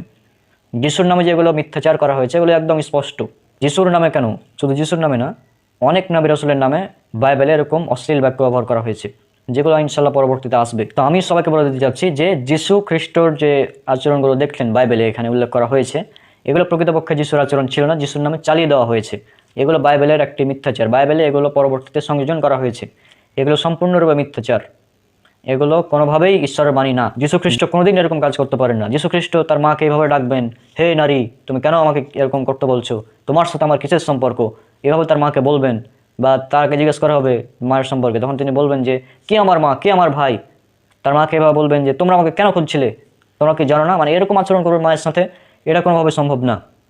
কারণ পবিত্র কোরআন আল্লাহ স্পষ্ট করে দিয়েছেন, এগুলোকে একদম খণ্ডন করে দিয়েছেন যে যিশু তার মায়ের অনুগত ছিলেন, অবাধ্য ছিলেন না, অহংকারী ছিলেন না। তো স্পষ্ট যে বাইবেলে এগুলো পরবর্তীতে জাল করা হয়েছে। আমাদের মুসলিমদের দাবি বাইবেলে কিছু সঠিক কথাও আছে, কিছু ভুল কথাও আছে। আমরা যতগুলো ভুল কথা আছে সে ভুল কথাগুলোকে নিয়ে এই সিরিজের আয়োজন করেছি। এই সিরিজে বাইবেলে যত রকমের মিথ্যাচার করা হয়েছে সবগুলো তুলে ধরা হবে এই সিরিজের মাধ্যমে, খ্রিস্টান সিরিজ এর মাধ্যমে। যীশু খ্রিস্ট যে বলছেন মথি গসপেল অফ ম্যাথিউ অধ্যায় 19 ভার্স নাম্বার 19 যে পিতামাতার সাথে ভালো ব্যবহার করো, সৎ ব্যবহার করো। আবার তিনিই তার মাকে বলছেন যে হে নারী, এরকমভাবে বলছেন। এটা কি সম্ভব? নাকি আপনারা বুঝাতে যাচ্ছেন যে যীশু খ্রিস্টের চরিত্র ইহুদিদের মতো ছিল, যে গসপেল অফ ম্যাথিউ যেটা 23 অধ্যায় 3 নম্বর ভার্স, তিনি ইহুদিদের কিছু বৈশিষ্ট্য উল্লেখ করেছেন। তিনি তার শিষ্যদেরকে বলছেন, এরপর যিশু লোকদের ও তার শিষ্যদের বললেন, মসির বিধি ব্যবস্থার ব্যাখ্যা দেবার অধিকার ব্যবস্থার শিক্ষক ও ফরিসিদের আছে, তাই তারা যা যা বলে তা তোমরা করো এবং মেনে চলো, কিন্তু তারা যা করে তোমরা তা করো না। আমি একথা বলছি কারণ তারা যা বলে তা করে না। মানে তারা মানুষকে ভালো কাজের আদেশ দিত, কিন্তু নিজেরা সে ভালো কাজগুলো করতো না। তো আপনাকে বোঝাতে যাচ্ছেন বাইবেল এগুলো বলে যে যিশু বলছেন যে মায়ের সাথে ভালো ব্যবহার করো, আবার তিনি মায়ের সাথে খারাপ আচরণ করছেন। এটা কি বোঝাতে চাচ্ছেন আপনারা না কি? যতজন খ্রিস্টান আছেন যারা এই মুহূর্তে আমার ভিডিওটি দেখলেন সম্পূর্ণ, তাদের সবাইকে চ্যালেঞ্জ যে যীশু খ্রিস্টের নামে যে এগুলো চালানো হয়েছে এগুলো পুরোটাই মিথ্যাচার। কারণ যীশু খ্রিস্ট তিনি তার মায়ের অনুগত ছিলেন, মায়ের সাথে ভালো ব্যবহারই করতেন। তিনি আল্লাহর একজন নবী ছিলেন, আল্লাহর একজন রাসূল ছিলেন। আর আল্লাহর নবী এবং আল্লাহর রাসূলের নামে এরকম মিথ্যাচার আমরা মুসলিমরা সহ্য করব না। সেজন্য আমরা প্রতিবাদ করছি যে বাইবেলে এগুলো মিথ্যাচার করা হয়েছে। তাই আসুন আমরা পবিত্র কোরআন এবং সুন্নাহর অনুসরণ করি। কারণ যীশু খ্রিস্ট বলেছেন গসপেল অফ জন অধ্যায় 8 ভার্স নাম্বার 32 যে তুমি সত্যকে অনুসন্ধান করো, সত্যই তোমাকে মুক্ত দিবে, আর সত্য হচ্ছে ইসলাম। আল্লাহ বলেছেন পবিত্র কোরআনে বানি ইসরাইল অধ্যায় নাম্বার 17 বা সূরা নাম্বার 17 আয়াত নাম্বার 81, ওয়াকাল জাল হাক্কু ওয়া যাহাকাল বাতিল ইন্নাল বাতিলা কানা যাহুকা। বলো সত্য এসেছে এবং মিথ্যা বিলুপ্ত হয়েছে, আর মিথ্যা তো তার প্রকৃতগত কারণেই বিলুপ্ত হবে। আর আল্লাহ যেহেতু বলে দিয়েছেন যে মারিয়ামের পুত্র ঈসা মাসি জিসাস ক্রাইস্ট বা যীশু খ্রিস্ট তিনি তার মায়ের অনুগত ছিলেন, কিন্তু এখানে বলা হচ্ছে তিনি মায়ের অবাধ্য ছিলেন, বাইবেলে বলা হচ্ছে। তাই আসুন আমরা এই পবিত্র কোরআন যেটা হচ্ছে আল ফুরকান, পবিত্র কোরআন হচ্ছে আল ফুরকান, সত্য মিথ্যার পার্থক্যকারী। এই পবিত্র কোরআন দিয়ে আমরা বাইবেলকে টেস্ট করব। বাইবেলে যতগুলো মিথ্যাচার করা হয়েছে যিশুর নামে, বিভিন্ন নবীর নামে, সেগুলোকে আমরা জাস্ট টেস্ট করছি। বাইবেলে এগুলো মিথ্যাচার করা হয়েছে নিশ্চিত। তো আজকে বিদায় নিচ্ছি, দেখা হবে পরবর্তী কোনো ভিডিওতে ইনশাল্লাহ। ততদিন পর্যন্ত আল্লাহ সবাইকে শান্তিতে রাখুন। আর এই খ্রিস্টান সিরিজ আমাদের নিয়মিত চলবে, সবাই আমার জন্য অনেক অনেক দোয়া করবেন। আজকে বিদায় নিচ্ছি। আসসালামু আলাইকুম ওয়া রাহমাতুল্লাহি ওয়া বারাকাতুহু। আসসালামু আলাইকুম ওয়া রাহমাতুল্লাহি ওয়া বারাকাতুহু। আশা করছি আল্লাহ সুবহানাহু ওয়া তাআলার রহমতে আপনারা সবাই অনেক অনেক ভালো আছেন। ধরুন মহান একজন ব্যক্তি আছেন, তিনি খুব অলৌকিক কাজ করতে পারেন। এমন একজন ব্যক্তি আপনার পুরো ফ্যামিলি, আপনি আছেন, আপনার দুটো ছেলে মেয়ে, ছোটো ছোটো ছেলে মেয়ে আছে 10-12 বছরের, তারা সবাই ওই ব্যক্তিকে আইডল মনে করে, তাকে খুব সম্মান করে। এখন ওই ব্যক্তি যদি বলে, এই মহান একজন ব্যক্তি তিনি যদি বলেন যে যদি তোমরা আমাকে বিশ্বাস করো তাহলে তোমরা পাহাড়কে বলবে এখান থেকে সরে গিয়ে নদীতে গিয়ে পড়ো, সে পাহাড়টা নদীতে গিয়ে পড়বে। হ্যাঁ, সে মহান ব্যক্তি বলছেন যদি তোমরা আমাকে বিশ্বাস করো তাহলে তুমি এই গাছটিকে বলবে এখান থেকে শিকড় সহ উঠে গিয়ে সাগরে গিয়ে পড়ো, গাছ তোমাদের কথা শুনবে। কি করতে হবে? শুধুমাত্র বিশ্বাস করতে হবে, অন্য কোনো কাজ না, শুধু বিশ্বাস করতে হবে এবং তাকে বিশ্বাস করে আদেশ দিতে হবে। তো এরকম যদি আদেশ দেয়, এটা কি আপনারা মানবেন? বা এমনও বলছে যে যদি তোমরা আমাকে বিশ্বাস করো তাহলে তোমরা সাপের উপর দিয়ে চলে যাবে, সাপ তোমাদের কোনো ক্ষতি করবে না, বিচ্ছুর উপর দিয়ে চলে যাবে, কিছুই করবে না, মানে তারা কোনো ক্ষতি করবে না। যদি তোমরা আমাকে বিশ্বাস করো তাহলে তোমরা বিষ পান করবে, কিন্তু সে বিষ তোমাদের কোনো ক্ষতি করতে পারবে না। কি করতে হবে? শুধুমাত্র বিশ্বাস করতে হবে। তো এটা কি কোনোভাবে সম্ভব? যদি কোনো মহান ব্যক্তি এরকম কোনো কথা বলে যান, হ্যাঁ, তিনি নিজে নিজে মহান নিদর্শন দেখাতে পারেন, ঠিক আছে, সমস্যা নেই, তিনি একজন মহান ব্যক্তি, তিনি নিজে নিদর্শন দেখাতে পারছেন, কিন্তু তার মানে কি এটা যে তাকে বিশ্বাস করলে আমরাও সেই মহান অলৌকিক কাজগুলো করতে পারবো? এটা কি সম্ভব? এটা কিন্তু কোনোভাবে সম্ভব না। আপনারা জানলে অবাক হবেন যে এই যে ঘটনাগুলো বললাম, এই কথাগুলো বাইবেলে যীশুখ্রিস্ট তিনি বলেছেন। অর্থাৎ যীশুখ্রিস্ট তিনি শিক্ষা দিয়েছেন যদি তোমরা আমাকে বিশ্বাস করো তাহলে তোমরা পাহাড়কে বলবে এখান থেকে সরে গিয়ে সাগরে গিয়ে পড়ো, তো পাহাড় সাগরে গিয়ে পড়বে। তো চলুন আমরা একে একে রেফারেন্সগুলো দেখে নিই। আপনারা খুলবেন গসপেল অফ লুক অধ্যায় 10 ভার্স নাম্বার 19। দেখুন স্ক্রিনে কি বলা হচ্ছে। শোনো, সাপ ও বীজকে পায়ে দলবার ক্ষমতা আমি তোমাদের দিয়েছি, আর তোমাদের শত্রুর সমস্ত শক্তির উপরে ক্ষমতা আমি তোমাদের দিয়েছি, কোনো কিছুই তোমাদের কোনো ক্ষতি করতে পারবে না। মানে আপনি যীশু খ্রিস্টকে বিশ্বাস করে তিনি যেহেতু বলেছেন আপনি যীশু খ্রিস্টকে বিশ্বাস করে সাপের উপর দিয়ে পা দিবেন, সাপ আপনার কোনো ক্ষতি করবে না যদি আপনি যীশু খ্রিস্টকে বিশ্বাস করেন। এরপর গসপেল অফ ম্যাথিউ অধ্যায় নম্বর 21 ভার্স 18 থেকে 21 পড়বেন এবং গসপেল অফ মার্ক অধ্যায় 11 ভার্স 12 থেকে 14। এখানে একটি ঘটনা উল্লেখ করা হচ্ছে যে বিশ্বাসের শক্তি, আপনার স্ক্রিনে দেখতে পাচ্ছেন। পরদিন সকালে তিনি যখন জেরুজালেমে ফিরছিলেন সে সময় যিশুর খিদে পেল। তিনি পথের ধারে একটা ডুমুর গাছ দেখতে পেয়ে সেই গাছটার কাছে গেলেন, কিন্তু পাতা ছাড়া তাতে কিছু দেখতে পেলেন না। তখন তিনি সেই গাছটিকে বললেন, তোমাতে আর কখনো ফল হবে না। আর সেই ডুমুর গাছটি শুকিয়ে গেল। এই ঘটনা দেখে শিষ্যরা আশ্চর্য হয়ে বললেন, এই ডুমুর গাছটা এত তাড়াতাড়ি কেমনে শুকিয়ে গেল? এর উত্তরে যিশু বললেন, আমি তোমাদের সত্যি বলছি, তোমাদের যদি ঈশ্বরের প্রতি দৃঢ় বিশ্বাস থাকে, যদি সন্দেহ না করো, তবে ডুমুর গাছের প্রতি আমি যা করেছি তোমরাও তা করতে পারবে। শুধু তাই নয়, যদি ওই পাহাড়কে বলো ওঠো, ওই সাগরে গিয়ে আছড়ে পড়ো, তাহলে দেখবে তাই হবে, যদি বিশ্বাস করতে থাকো। চিন্তা করুন, যীশু খ্রিস্ট বলছেন যদি ঈশ্বরে বিশ্বাস করো তাহলে তুমি এই পাহাড়টিকে বলবে এখান থেকে উঠে গিয়ে ওই সাগরে গিয়ে পড়ো, তাহলে সেটাই হবে। আজীব ব্যাপার, এটা কেমন শিক্ষা ভাই? মানে এটা কি কোনো লজিক্যাল শিক্ষা হতে পারে? আচ্ছা, পরবর্তী আমরা ভার্স দেখি। এখানে দেখুন গসপেল অফ মার্ক অধ্যায় 11 ভার্স 20 থেকে 23। এখানে বলা হচ্ছে ওই একই ঘটনা। 23 নম্বর ভার্সে বলা হচ্ছে, আমি তোমাদের সত্যি বলছি, কেউ যদি ওই পাহাড়কে বলে উপড়ে যাও এবং সমুদ্রে গিয়ে পড়ো, আর তার মনে কোনো সন্দেহ না থাকে এবং সে যদি বিশ্বাস করে যে সে যা বলেছে তা হবে, তাহলে ঈশ্বর তার জন্য তাই করবেন। মানে শুধুমাত্র আপনাকে বিশ্বাস করতে হবে, তাহলেই পাহাড় আপনার কথা শুনবে যিশুর ভাষ্য অনুযায়ী। শুধু তাই নয়, এ বিশ্বাস যে খুব বড় বিশ্বাস এমনটা না, এটা একমাত্র সরিষা দানা পরিমাণ বিশ্বাস থাকলে আপনি এই কাজটা করতে পারবেন। চলুন, এই কথাটি উল্লেখ করা আছে গসপেল অফ ম্যাথিউতে অধ্যায় নম্বর 17 ভার্স নম্বর 20।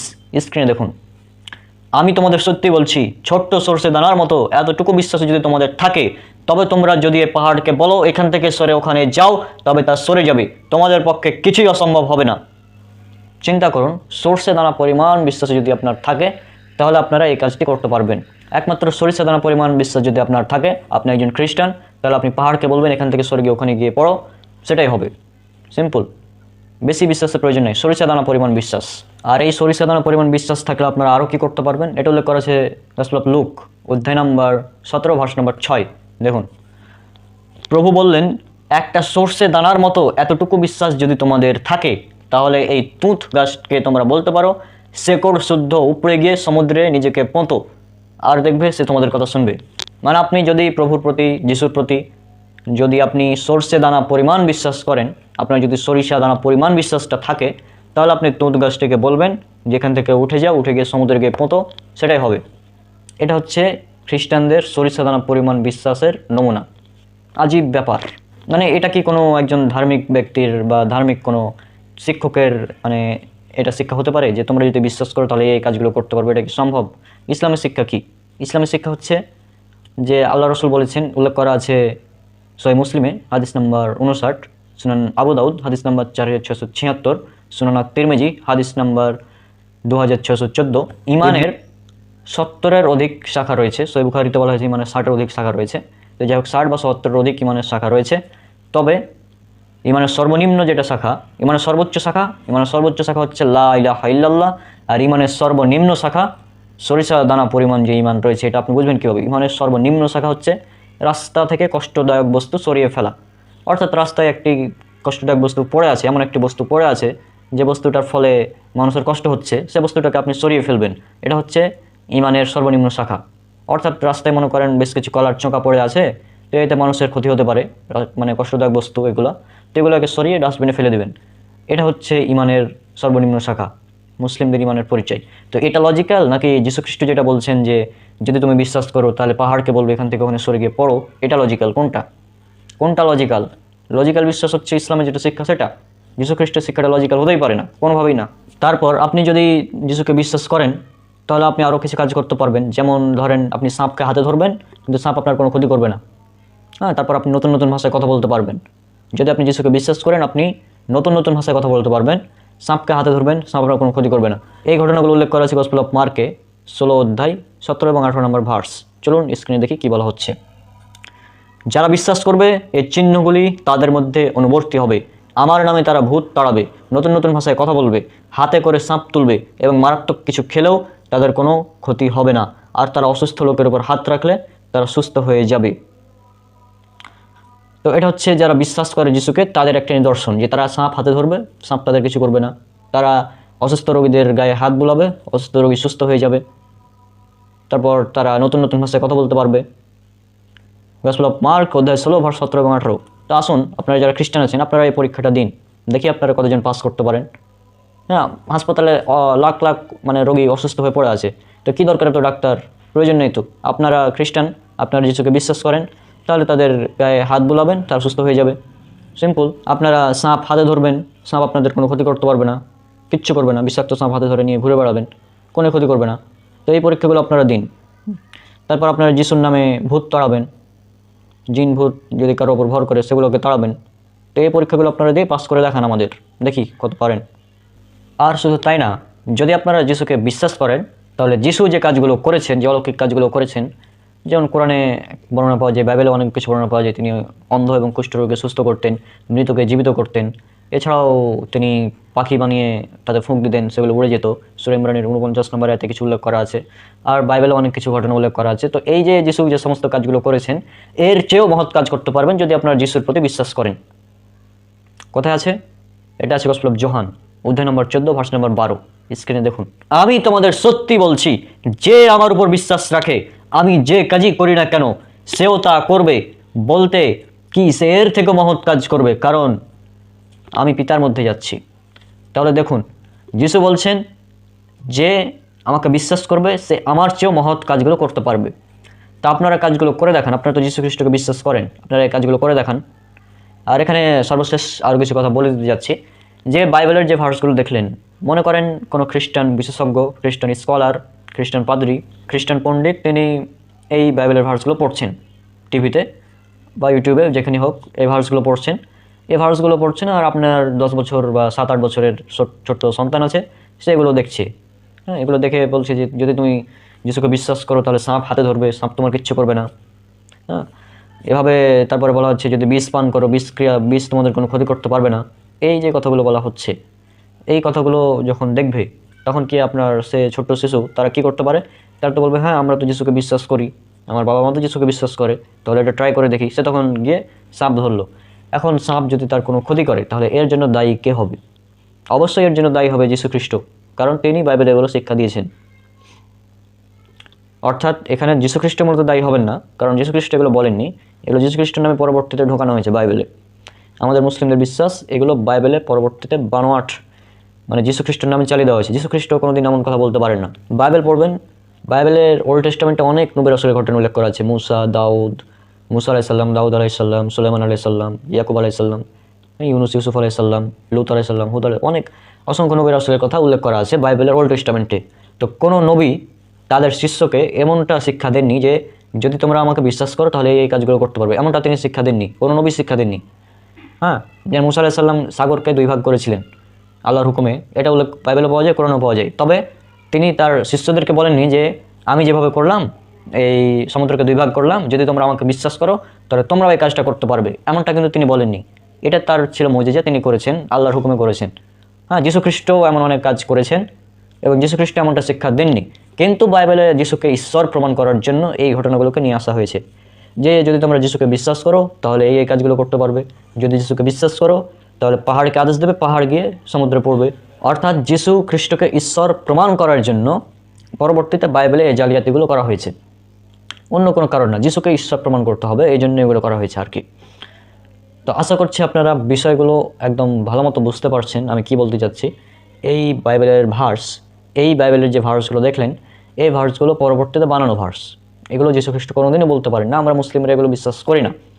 আর আপনার যে সন্তান, ছোট্ট সন্তানটা আছে বাড়িতে, সে যদি বাইবেলটা পড়ে, বাইবেল পড়ে বা বাইবেলের লেকচার শুনে, এই লেকচারগুলো যদি শুনে যে তুমি বিষ পান করবে, তোমার কোনো ক্ষতি হবে না, তুমি যীশু খ্রিস্টকে বিশ্বাস করো তাহলে তুমি সাপ হাতে ধরবে, সাপ তোমার কিচ্ছু করবে না। তো এগুলো যদি আপনার সেই ছোট্ট সন্তানটা করতে যায়, যে তার কোনো ক্ষতি হয়ে যায়, তাহলে কি হবে? এর ড্রাইভার কারা হবে? আমি খ্রিস্টানদের রিকোয়েস্ট করছি যে প্লিজ প্লিজ প্লিজ আপনারা আপনাদের সন্তানদের কখনোই এই বাইবেলের ভার্সগুলোকে পড়তে দেবেন না। বিশেষ করে 4টি গসপেল, যেমন গসপেল অফ মার্ক, মথি, লুক আর যোহান, এই 4টি গসপেল আপনাদের সন্তানদেরকে পড়তে দেবেন না। কারণ এই ভার্সগুলো পড়ে তারা যদি এইগুলো করতে যায় তাহলে কিন্তু বিপদ হয়ে যাবে, আপনারা বুঝতেই পারছেন বিষয়গুলো। আর যেই ভার্সগুলো যদি কোথাও পড়া হয় তাহলে আপনারা তাকে এগুলো শুনতেও দেবেন না, কারণ সে যিশুকে বিশ্বাস করে। যদি এরকমটা করে তাহলে তার ক্ষতি হবে এবং তার ক্ষতির জন্য দায়ী হবে যিশু খ্রিস্ট, বা বাইবেল যিনি লিখেছেন তিনি এর জন্য দায়ী হবেন। হ্যাঁ, এই মার্ক, মথি, জন আর লুক এনারা দায়ী হবেন এই বাইবেলের এই ভার্সগুলো দেওয়ার কারণে। তো আসুন, যিশু খ্রিস্ট বলেছেন যে তুমি সত্যকে অনুসন্ধান করো, সত্য তোমাকে মুক্তি দিবে। গসপেল অফ জন অধ্যায় 8 ভার্স নম্বর 32। তাই আসুন, ইসলাম হচ্ছে সত্য, ইসলামে রয়েছে লজিক্যাল সব কিছু। যিশু খ্রিস্টর ব্যাপারে ইসলামে অনেক কথা বলা হয়েছে। আমরা মুসলিমরা খ্রিস্ট বিরোধী না, আমরা যিশু খ্রিস্টকে ভালোবাসি এবং যিশু খ্রিস্টকে ভালোবাসা আমাদের ইমানের একটি গুরুত্বপূর্ণ অংশ। যে কোনো ব্যক্তি যদি যিশু খ্রিস্টকে আল্লাহর নবী এবং রাসূল হিসেবে না মানে সে মুসলিম নয়। কাজেই যিশু খ্রিস্টকে মেনে চলা, যিশু খ্রিস্টকে বিশ্বাস করা আমাদের ইমান, আমাদের ইমানের দাবি। আমরা যিশু খ্রিস্টকে বিশ্বাস করি যে তিনি আল্লাহর একজন নবী এবং আল্লাহর একজন রাসূল ছিলেন। কিন্তু আপনারা খ্রিস্টানরা যিশু খ্রিস্টকে ঈশ্বর বানানোর জন্য উঠে পড়ে লেগেছেন। এটা আসলে ঠিক না। যিশু খ্রিস্টের এই ভার্চুয়াল আপনারা বুঝতে পারছেন এগুলো ইললজিক্যাল। যে আর যদি সত্যি হয় তাহলে আপনারা এই পরীক্ষাগুলো দেন। হাসপাতালে অনেক রোগী পড়ে আছে, তাদের কাছে গিয়ে শুধু গায়ে হাত বুলাবেন, রোগী সুস্থ হয়ে যাবে, কারণ আপনি একজন খ্রিস্টান আর আপনি বিশ্বাসী খ্রিস্টান। তো এগুলো আপনারা করে দেখান। তারপর সাপ হাতে নেবেন, সাপ আপনাদের কোনো ক্ষতি করবে না। তারপর আপনার পাহাড়কে সরাতে হবে না, পাহাড়কে সরানোর আসলে প্রয়োজন নেই, গাড়িতে অনেক জ্যাম থাকে রাস্তায় অনেক কার অ্যাক্সিডেন্ট হয়, এ হয় সে হয়। তো মনে করেন কোনো একটি অ্যাক্সিডেন্ট হয়েছে, অ্যাক্সিডেন্ট হয়ে একটি কার রাস্তাতে পড়ে গিয়েছে, তো আপনার তো কিছু করতে হবে না, ক্রেন টেন দিয়ে তোলার তো প্রয়োজন নেই। আপনি একজন খ্রিস্টান, আপনি শুধু বলবেন যে গাড়ি তুই এখানে আছিস, এখান থেকে উঠে রাস্তায় চলে আয়, হয়ে যাবে, কারণ আপনি একজন বিশ্বাসী খ্রিস্টান। তারপর আসলে যদি আপনি একজন বিশ্বাসী খ্রিস্টান হয়ে থাকেন তাহলে বাইবেলের যে পরীক্ষাগুলো আছে এগুলো দিয়ে দেখান। আপনি বিষ পান করবেন, কোনো আপনার ক্ষতি হবে না। আপনি সাপ হাতে ধরবেন, আপনার কোনো ক্ষতি হবে না। আপনি নতুন নতুন ভাষায় কথা বলবেন। আপনি একজন আমেরিকান, আপনি ইংলিশ বুঝেন, আপনি বাংলা ভাষা জানেন না, বুঝেন না, আর আমি আপনার সাথে বাংলায় কথা বলবো, আর আপনি যদি বিশ্বাসী হন তাহলে আপনি বাংলায় কথা বলতে পারবেন, কারণ যিশু বলেছেন যে নতুন নতুন ভাষায় কথা বলতে পারবে যে আমাকে বিশ্বাস করবে। তা আপনারা এগুলো করে দেখান, এগুলো আপনাদের নিদর্শন থাকবে বিশ্বাসীদের। মুসলিমদের নিদর্শন কি? রাস্তা থেকে কষ্টদায়ক বস্তু সরিয়ে ফেলবে, এটা হচ্ছে নিদর্শন। হ্যাঁ, মুসলিম নিদর্শন হচ্ছে রাস্তা থেকে কষ্টদায়ক বস্তু দেখলে সেটাকে সরিয়ে ফেলতে হবে, এটা হচ্ছে ইমানের সর্বনিম্ন শাখা এবং এটা একদম লজিক্যাল। তবে আপনাদের যেগুলো কথা বলা হচ্ছে এগুলো আসলে ইললজিক্যাল কথা। পাহাড়কে সরাতে হবে, আপনাদের পাহাড়কে সরাতে হবে, তুঁত গাছকে শিকড় শ্রদ্ধা উঠিয়ে তারপরে সাগরে পুঁততে হবে। হ্যাঁ, শুধুমাত্র আপনারা আদেশ করবেন না, তারা কাজগুলো করবে আপনাদের আদেশে। আসলে এই কথাগুলো পুরোটাই ইললজিক্যাল, যেটা আপনারা পুরো ভিডিও দেখে বুঝতে পেরেছেন। তো আশা করছি, আর আপনারা যারা খ্রিস্টান আছেন আমি ভিডিও শেষে আবারও রিকোয়েস্ট করছি যে আপনারা কখনোই এই কাজগুলো করতে যাবেন না, এবং আপনাদের ছোটো ছোটো সন্তান যারা আছে, আপনাদের বাসায় যদি 10, 8, 9 বছরের সন্তানরা থাকে তাহলে তাদের সামনে এই বাইবেলের ভার্সগুলো পড়বেন না, তাদেরকে পড়তেও দেবেন না। হ্যাঁ, তারা যখন 18+ হবে, প্রাপ্তবয়স্ক হবে, তখন তাদেরকে বাইবেলের ভার্সগুলো পড়তে দেবেন, তখন হয়তো তেমন কিছু হবে না। কিন্তু এই অল্প বয়সে যদি এটা করে তাহলে অনেক সমস্যা হতে পারে। যেমন কিছুদিন আগেই, বেশ কিছু বছর আগে একটি খুব ফেমাস অনুষ্ঠান হতো ভারতের, শক্তিমান নামক। তো এই শক্তিমান অনুষ্ঠান দেখে ছোটো ছোটো বাচ্চারা তারা ভাবতো যে আমি ছাদ থেকে লাফ দেবো, শক্তিমান এসে আমাকে বাঁচিয়ে নেবে, কিন্তু এমনটা আসলে হতো না। এবং এরকম অনেক অ্যাক্সিডেন্ট হয়েছে, এমনটা রিপোর্টও পাওয়া গিয়েছিল, এবং পরবর্তীতে শক্তিমান ব্যানও করে দেওয়া হয়েছিল। হ্যাঁ, এটা আপনারা জানেন অনেকেই। তো এটা হচ্ছে কথা যে আপনি যিশু খ্রিস্টকে বিশ্বাস করেন, বিশ্বাসের পরীক্ষা দিতে গিয়ে নিজের জীবন শেষ করে দিচ্ছেন। হ্যাঁ, আসলে এমনটা করা উচিত না। আপনারা বুঝতে পারছেন এই বাইবেলে এই ভার্সগুলো বানানো ভার্স। হ্যাঁ, এগুলো পরবর্তীতে ঢোকানো হয়েছে যিশু খ্রিস্টর নামে। তাই আসুন, এগুলো সব মিথ্যা। আল্লাহ বলেছেন সূরা বনী ইসরাইল সূরা নম্বর 17 আয়াত নম্বর 81, ওয়াকাল জাওয়াল হাক্কু ওয়াজাহাকাল বাতিল ইন্নাল বাতিলা কানা জাহুকা। বলো সত্য এসেছে এবং মিথ্যা বিলুপ্ত হয়েছে, আর মিথ্যা তো তার প্রকৃতিগত কারণেই বিলুপ্ত হবে। সুতরাং এই বাইবেলের ভার্সগুলো এগুলো মিথ্যা, এগুলো বিলুপ্ত হবেই, কারণ এগুলো মিথ্যা, এগুলো ইললজিক্যাল প্রমাণিত হয়ে গেল। তো আজকে বিদায় নিচ্ছি। বাইবেলে এরকম আরও অনেক ইললজিক্যাল কথাবার্তা আছে, ইনশাল্লাহ সামনে এগুলো নিয়ে আলোচনা করা হবে। আমাদের খ্রিস্টান সিরিজ ইনশাল্লাহ চলতে থাকবে। সবাই আমাদের জন্য অনেক অনেক দোয়া করবেন। আর খ্রিস্টান যারা রয়েছেন তাদেরকে বলছি যে আমরা মুসলিমরা খ্রিস্ট বিরোধী নয়, বারবার বলছি, আমরা যিশু খ্রিস্টকে ভালোবাসি। তবে যিশু খ্রিস্টর নামে যে আপনারা বাইবেলে এগুলো নিয়ে এসেছেন এগুলোর প্রতিবাদ করছি আমরা এই সিরিজের মাধ্যমে, এটা বুঝতে হবে। সুতরাং আজকে আমরা বিদায় নিচ্ছি।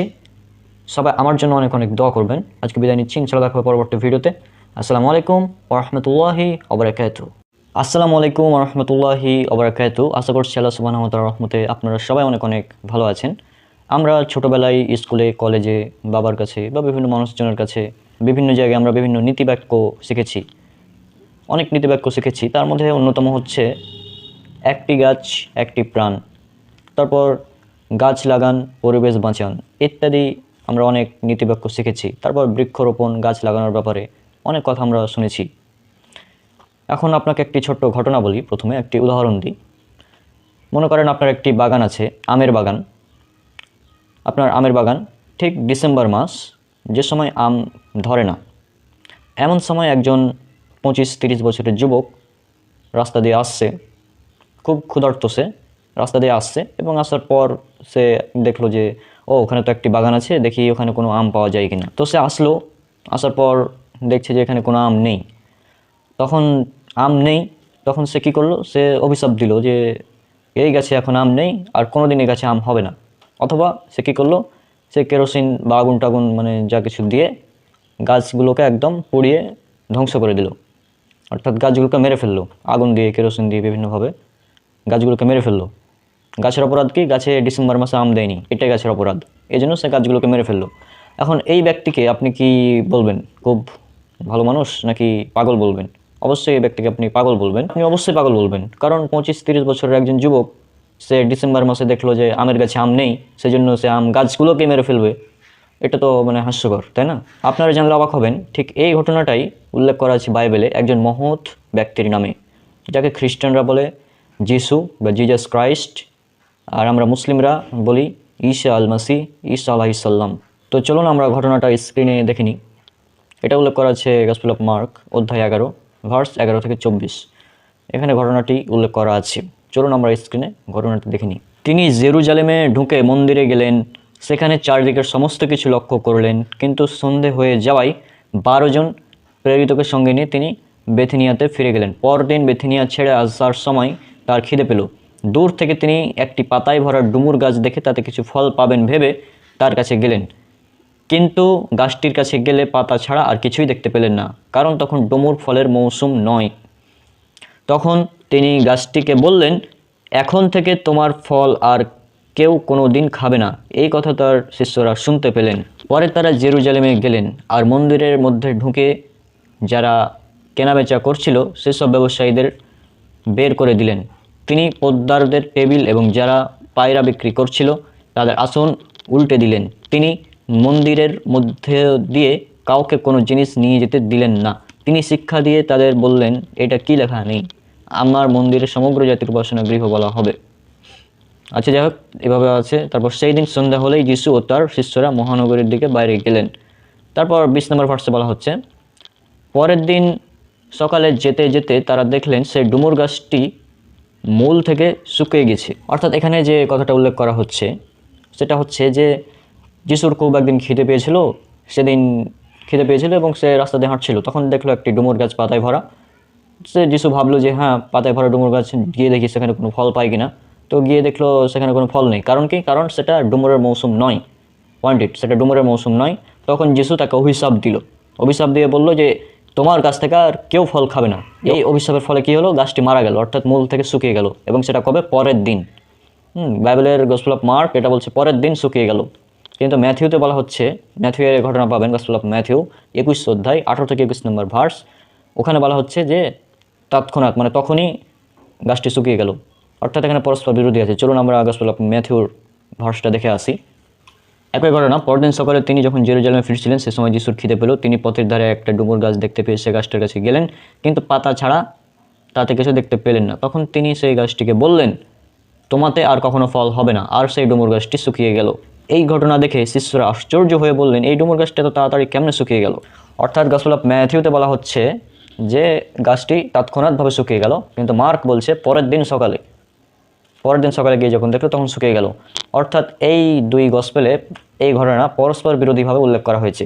সূরা নিসা সূরা নাম্বার 4 আয়াত নাম্বার 82। আল্লাহর কিতাবে কোনো পরস্পর বিরোধী কথা থাকতে পারে না।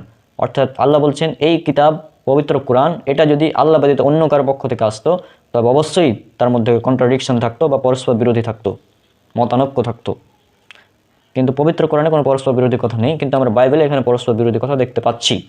তার মানে বাইবেল, এখান থেকেও একটি আমরা প্রমাণ নিতে পারি, যারা খ্রিস্টান আছেন তারা শুনুন এই অংশটি ভালো করে। এখান থেকে আমরা বুঝতে পারি যে বাইবেলের এই ঘটনা, এটা যেহেতু পরস্পর বিরোধী, সেহেতু এটা হচ্ছে কি, এটা কখনো ঈশ্বরের বাণী হতে পারে না। আর ঠিক কারণ এই ঘটনাটা পরস্পর বিরোধী এবং ঘটনাটা পুরোটাই মিথ্যা যিশুর নামে চালানো হয়েছে, এবং হয়তো এই কারণে অন্য দুই গসপেল লুক এবং জোহান সেখানে এই ঘটনাটা নিয়ে আসা হয়নি, হতে পারে এই কারণে। আর দুই গসপেলে নিয়ে এসেছে তাও আবার পরস্পর বিরোধী হিসাবে। একটা বলছে পরের দিন সকালে শুকিয়ে গেল, আর একটাতে বলছে তখনই শুকিয়ে গেল। তো এটা হচ্ছে মূল ঘটনা। এখন আপনারা বিশ্লেষণ করুন একটু, যে যিশু তিনি দেখলেন যে ডুমুর গাছে ফল নেই। তো এখন অসময়ে যদি কেউ বলে যে আসলে এ গাছে ফল নেই, সুতরাং এই গাছকে অভিশাপ দিয়ে গাছকে মেরে ফেলা হলো, তাহলে এই ব্যক্তিকে পাগল বলবেন না তো কী বলবেন? বাইবেলে এখানে যিশুকে একদম পাগল বানানো হয়েছে, অর্থাৎ বাইবেল অনুযায়ী যিশু এখানে একজন পাগল ব্যক্তি, হ্যাঁ, একজন বলদ বা মানে বোকা এই টাইপের তাকে বানানো হয়েছে। মানে আজীব ব্যাপার ভাই। খ্রিস্টানরা মনে করে যে মুসলিমরা খ্রিস্ট বিরোধী, আসলে মুসলিমরা খ্রিস্ট বিরোধী না। আমরা সবসময় যিশু খ্রিস্টকে ডিফেন্ড করি, তাকে আমরা ভালোবাসি। আল্লাহ বলেছেন পবিত্র কোরআনে সূরা ইমরান সূরা নম্বর 3 আয়াত নম্বর 45, হ্যাঁ, আল্লাহ বলছেন যে যিশু ঈসা আলাইহিসসালাম, মাসিহ ঈসা আলাইহিসসালাম তিনি দুনিয়া ও আখিরাতে সম্মানিত। কিন্তু এই বাইবেলে তাকে বানানো হচ্ছে বোকা, পাগল, বলদ, এগুলো বানানো হচ্ছে তাকে বাইবেলে। আমরা এগুলোর অবশ্যই প্রতিবাদ করব। বাইবেলে যে যিশুর নামে এত মিথ্যা মিথ্যা ঘটনা উল্লেখ করা হয়েছে, এই মিথ্যা ঘটনাগুলোর আমরা প্রতিবাদ করছি এই সিরিজের মাধ্যমে, বারবার বলে আসছি। আমাদেরকে ভুল বোঝার কোনো কারণ নেই। আমরা এই সিরিজের মাধ্যমে যিশুর নামে বা বিভিন্ন নবীদের নামে বাইবেলে যত মিথ্যাচার করা হয়েছে সেগুলো আমরা উল্লেখ করব আর কি, এবং সাধারণ মানুষকে দেখাবো যে দেখুন, অর্থাৎ সাধারণ মানুষকে সাধারণত তারা বলতে চাই যে এভাবে তারা মানে যিশুর এই অলৌকিক কাজ এগুলো দেখে বলতে চাই যে দেখো যিশু কত অলৌকিক, তিনি ঈশ্বরের পুত্র ছিলেন, ঈশ্বর ছিলেন, এভাবে দেখে খ্রিস্ট ধর্ম গ্রহণ করায়। কিন্তু আসলে তো এটা সম্ভব না ভাই। আরও একটি পয়েন্ট এখানে, এটা কি কোনো অলৌকিক কাজ হলো? যিশু যখন মানে গাছটিকে বললেন, ডুমুর গাছটিকে বললেন যে তোমার গাছে আর কোনোদিন ফল হবে না, সাথে সাথে গাছটি শুকিয়ে গেল। এই ঘটনা দেখে অবশ্য ঈশ্বর আশ্চর্যিত হয়ে গেল, বাহ, মানে এটা কীভাবে সম্ভব, গাছটা তাড়াতাড়ি কেমনে শুকিয়ে গেল। হ্যাঁ, তো এটা বলা হচ্ছে, মানে শিষ্যরাও অবাক, মানে এটা নাকি কোনো অলৌকিক কাজ।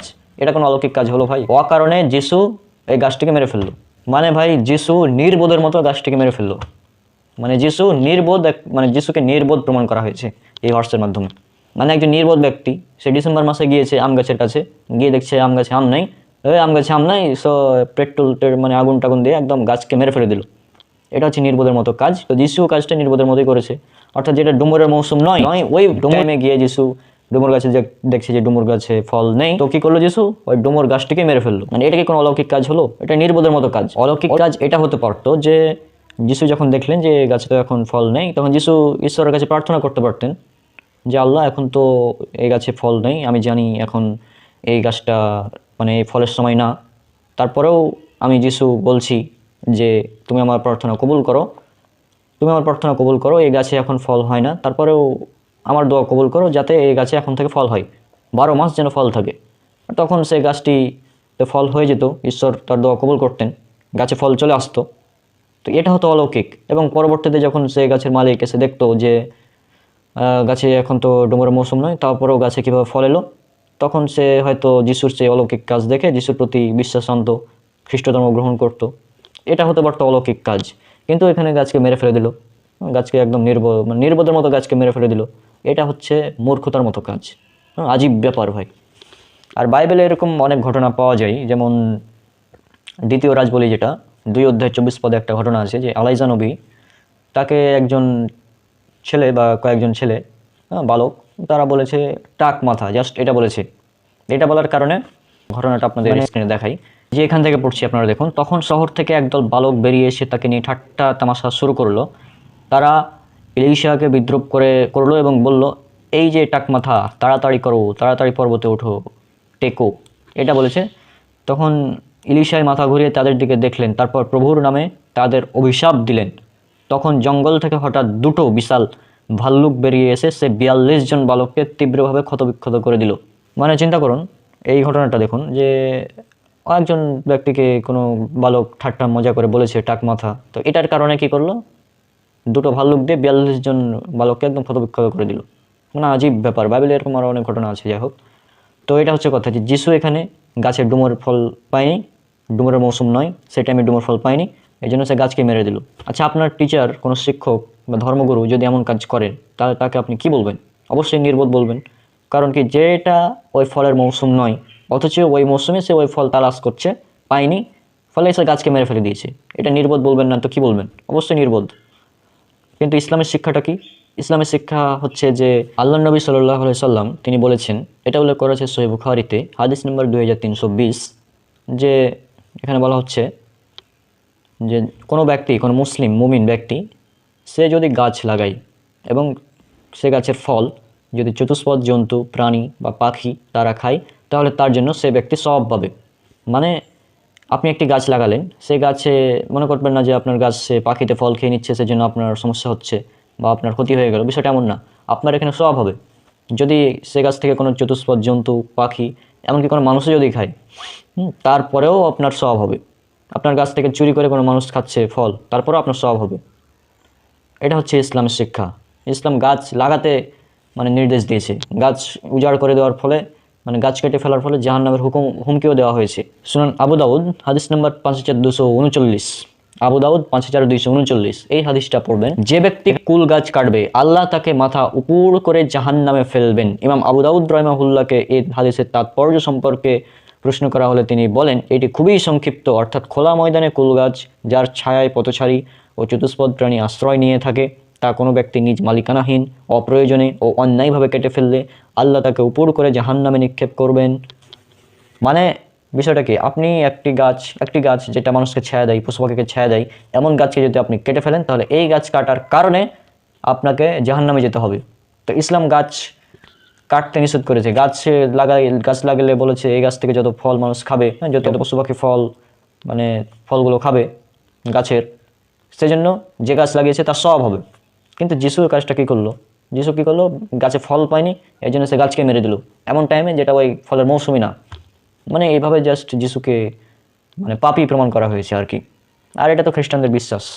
কোনো খ্রিস্টান হতে পারে না যতদিন না সে বিশ্বাস করবে জিজাস ক্রাইস্ট, যিশু খ্রিস্ট ঈশ্বরের অভিশপ্ত হয়ে সমস্ত মানুষের পাপ মাথায় নিয়ে সে ঈশ্বরের অভিশপ্ত হয়ে মালাউন হয়ে মৃত্যুবরণ করেছে। এই বিশ্বাস যদি কোনো ব্যক্তি না করে তাহলে সে খ্রিস্টান হতে পারে না। অবাক হচ্ছেন? অবাক হওয়ার কিছু নেই। বাইবেলের নিউ টেস্টামেন্ট গালাতীয় যেটা 3 অধ্যায় 13 পদ পড়বেন, সেখানে সুস্পষ্টভাবে উল্লেখ করা আছে। স্ক্রিনে দেখুন। বিধি ব্যবস্থা আমাদের উপর যে অভিশাপ চাপিয়ে দিয়েছে তার থেকে খ্রিস্ট আমাদের উদ্ধার করেছেন।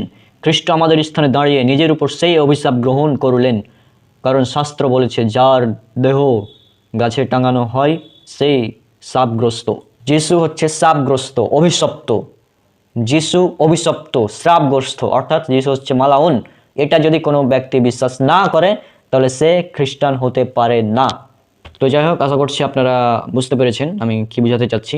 যে যিশু এখানে নির্বোধের মতো বেশ কিছু হত্যা করে ফেলেছে, গাছ হত্যা করে ফেলেছে নির্বোধের মতো। তো যিশুর এই কাজটা অবশ্যই নির্বোধের মতো একটি কাজ ছিল। আর আজকে আমরা এখানেই বিদায় নিচ্ছি। পরবর্তীতে আমরা এরকম বাইবেলের আরও অনেক কাহিনী আছে, সেগুলো আমরা তুলে ধরবো এই সিরিজের মাধ্যমে। সবাই আপনারা আমাদের এই সিরিজের সাথে থাকবেন। আপনারা অপেক্ষা করুন পরবর্তী এপিসোডের জন্য। আজকে আমাদের 5টি এপিসোড কমপ্লিট হলো।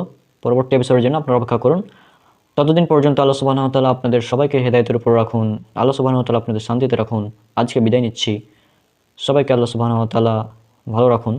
আসসালামু আলাইকুম ওয়া রাহমাতুল্লাহি ওয়া বারাকাতুহু। সে ভূতকে তাড়ানোর জন্য বা আত্মাকে তাড়ানোর জন্য যিশু 2000 শুয়োরকে মেরে দিল। আসসালামু আলাইকুম ওয়া রাহমাতুল্লাহি ওয়া বারাকাতুহু। আশা করছি আল্লাহ সুবহানাহু ওয়া তাআলার রহমতে আপনারা সবাই অনেক অনেক ভালো আছেন। আজকে আমাদের খ্রিস্টান সিরিজ পর্ব নম্বর 6, এবং আজকে আমরা একটি গুরুত্বপূর্ণ বিষয় নিয়ে আলোচনা করব। আপনারা বুঝতে পারছেন টাইটেল এবং থাম্বনেল দেখে যে যিশু বা ঈসা আলাইহিস সালাম বাইবেল অনুযায়ী তিনি বিনা কারণে 2000 প্রাণীকে হত্যা করেছেন। এখন এই বিষয়টা আমাদের জানতে হবে। এর আগে আমরা একটি উদাহরণ দিই, তাহলে বিষয়টা বুঝতে সুবিধা হবে। মনে করুন আপনি একজন রাখাল বা আপনার একজন রাখাল আছে, আর আপনার প্রায় 2000 মতো গরু আছে বা ছাগল আছে, বা আপনার একটি মুরগির খামার আছে, সেখানে প্রায় 2000 মুরগি আছে। তো আপনি এগুলো পালেন, এগুলো লালন পালন করেন, এগুলোকে খাওয়ান নিয়মিত, আপনি যে হোক এগুলোর লালন পালন করছেন এই প্রাণীগুলো। হ্যাঁ, আপনার 2000 ছাগল আছে বা গরু আছে, আপনি এগুলো লালন পালন করছেন। ঠিক এমন সময় একজন ব্যক্তি আসলো, এবং সে ব্যক্তি হচ্ছে জাদু, ভেলকিবাজি ইত্যাদি অনেক কিছু সে জানে। সে ব্যক্তি জাদুকর, এবং সে কী করলো, তার জাদু দেখানোর উদ্দেশ্যে সে আপনার একদম সমস্ত প্রাণীগুলোকে মেরে ফেললো জাদু দিয়ে। এখন এই জাদুকর, তাকে কি আপনি ভালো বলবেন? অবশ্যই আপনি ভালো বলবেন না। এই ব্যক্তি একজন হত্যাকারী, খুনি, এগুলো বলবেন। যে প্রাণী হত্যা করে দিয়েছে বিনা কারণে, এটাই বলবেন। তো এটা হচ্ছে একটি উদাহরণ। আর ঠিক এই ঘটনাটাই বাইবেলে উল্লেখ করা আছে একজন বিশেষ ব্যক্তির নামে। তিনি আমাদের নবী ঈসা আলাইহিসসালাম। খ্রিস্টানরা তাকে বলে জিজাস ক্রাইস্ট বা যিশু খ্রিস্ট। যিশু খ্রিস্টর নামে বাইবেলের গসপেলের মধ্যে, এই বাইবেলের নিউ টেস্টামেন্টের যে গসপেলগুলো আছে, মথি, মার্ক, লুক, যোহান, এই 4টি গসপেল, মানে এই 4টি গসপেল বলেন কি যে এই 4টি গসপেল হচ্ছে পুরোটাই এই যিশুর অলৌকিক কাজকর্ম নিয়ে। আসলে কাহিনীটা কি বলেন তো, এই যে আমাদের সমাজে কিছু পীর আছে বা কিছু অলৌকিক কাজকর্ম করতে পারে, জাদু, ভেলকিবাজি ইত্যাদি জানে, এমন অনেক ব্যক্তি আছে। তারা আসলে সাধারণ মানুষকে, যারা অলৌকিক কাজে বিশ্বাস করে, তারপর যারা অশিক্ষিত, কুসংস্কারে বিশ্বাসী, তারা মূলত এদের, মানে তাদেরকে মূলত টার্গেট করে। এরা এরা তাদেরকে টার্গেট করে বিভিন্ন জাদু দেখিয়ে, মানে তার দলে টানার একটি ধান্দা বলতে পারেন। তো এরকমই এই বাইবেলে যে ঘটনাগুলো লেখা আছে যিশুর নামে, এগুলো হচ্ছে মানে যিশুর প্রতি আকৃষ্ট করার ধান্দা মানুষকে। আর আপনারা জানলে অবাক হবেন যে খ্রিস্টান মিশনারিরা, তারা বেশিরভাগই গ্রামের প্রত্যন্ত অঞ্চলে, মানে যারা অশিক্ষিত বা কম শিক্ষিত বা এগুলো বিষয়গুলো বুঝে না, অলৌকিক কাজ দেখলে একদম পাগল হয়ে যায়, তাদেরকে টার্গেট করে। এবং তাদেরকে টার্গেট করে করে তারা মানে খ্রিস্টান ধর্মের দাওয়াত দিয়ে খ্রিস্টান বানিয়ে নেয় এভাবে।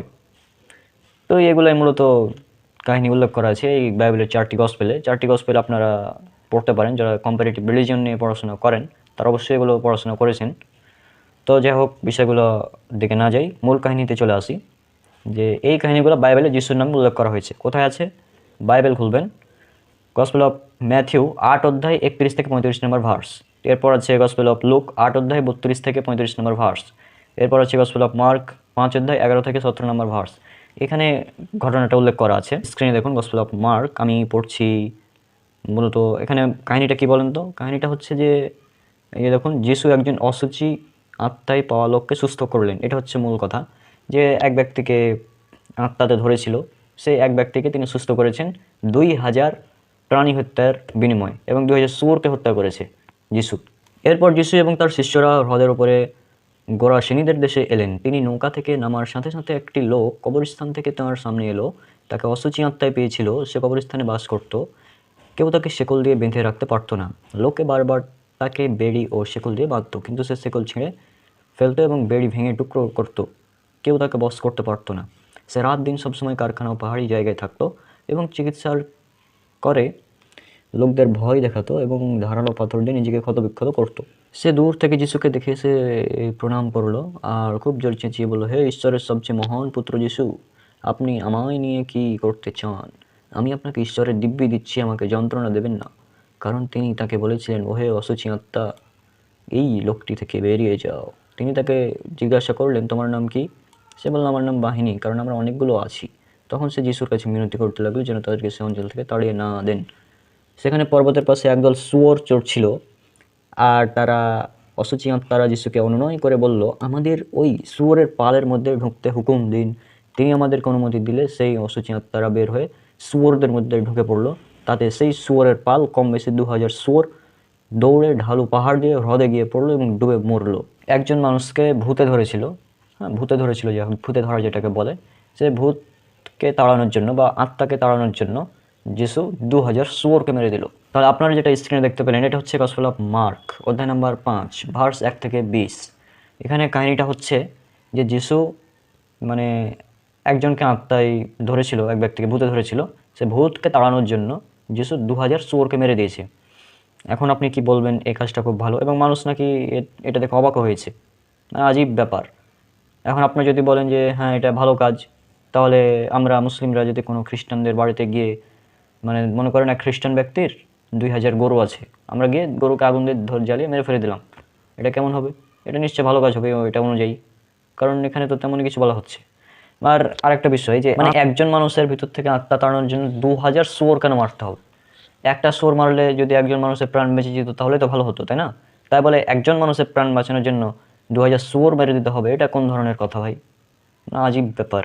আর এই ঘটনাগুলো যে মিথ্যা, এগুলোর প্রমাণ আপনারা এই 3টি জায়গায় যে রেফারেন্স দিলাম, গসপেল অফ ম্যাথিউ 8 অধ্যায় 31 থেকে 34 নম্বর ভার্স, তারপর গসপেল অফ লুক 8 অধ্যায় 32 থেকে 35 নম্বর ভার্স, এবং মার্ক 5 অধ্যায় 1 থেকে 20 নম্বর ভার্স। এইগুলো পড়লে বুঝতে পারবেন এখানে কন্ট্রাডিকশন আছে। মার্কে বলছে একজন মানুষের থেকে আত্মা বের করেছে, আর লুক আর ম্যাথিউতে বলছে যে দুইজন বা একাধিক মানুষের দেহ থেকে আত্মা বের করেছে, এরকম কথা বলা হচ্ছে, মানে কন্ট্রাডিকশন আছে এদের মধ্যে। তো এটাই যাই হোক, এই জন্য কোরআন বারবার বলে যে মানে আহলে কিতাব তারা নিজেদের ধর্মগ্রন্থকে বিকৃত করেছে। সূরা বাকারা সূরা নাম্বার 2 আয়াত 79, 179 বিভিন্ন জায়গাতে আছে। হচ্ছে গসপেল অফ ম্যাথিউ অধ্যায় নাম্বার 8 ভার্স 28 থেকে দেখতে থাকুন। এখানে আচ্ছা যাই হোক, ভূতে পাওয়া দুজন লোক কবর থেকে বেরিয়ে, হ্যাঁ এখানে দুজনের কথা বলা হচ্ছে। যিশু দুজন লোকের ভূত তাড়ালেন, কিন্তু ওই আমরা মার্কে কি দেখলাম, মার্কে দেখলাম একজনের ভূত তাড়ালেন। তো এটা হচ্ছে কথা যে এখানে বলা হচ্ছে যিশু দুজন লোককে সুস্থ করলেন, ওখানে বলা হচ্ছে মার্কে বলা হচ্ছে একজন লোককে সুস্থ করলেন। কন্ট্রাডিকশন। সূরা নিসা সূরা নাম্বার 4 আয়াত নাম্বার 82। আল্লাহর কিতাবে কোনো রকম কন্ট্রাডিকশন থাকতে পারে না। অর্থাৎ আল্লাহ বলছেন যদি এই কোরআন আল্লাহ ব্যতীত অন্য কারো পক্ষ থেকে আসতো তাহলে অবশ্যই তাতে অনেক বৈপরীত্য থাকতো, কিন্তু আল্লাহর কিতাবে পবিত্র কোরআনে কোনো বৈপরীত্য নেই। হ্যাঁ, তাহলে এই বাইবেল যদি আল্লাহর আসমানি কিতাব হতো এখানেও কোনো বৈপরীত্য থাকতো না, কিন্তু এগুলো আল্লাহর আসমানি কিতাব নয়, এইগুলো মানুষ পরবর্তীতে বিকৃত করেছে। এই কাহিনীগুলো, জাল কাহিনীগুলো সংযোজন করেছে যিশুর নামে, তাও আবার। বুঝতে পারছেন ব্যাপারগুলো? তো এটা নিয়ে আমরা পরবর্তীতে আলোচনা করব, বাইবেলের কন্ট্রাডিকশন যখন আলোচনা করব, বৈপরীত্য, তখন অনেকগুলো এপিসোড আসবে, সেখানে আবার এগুলো কথা বলবো।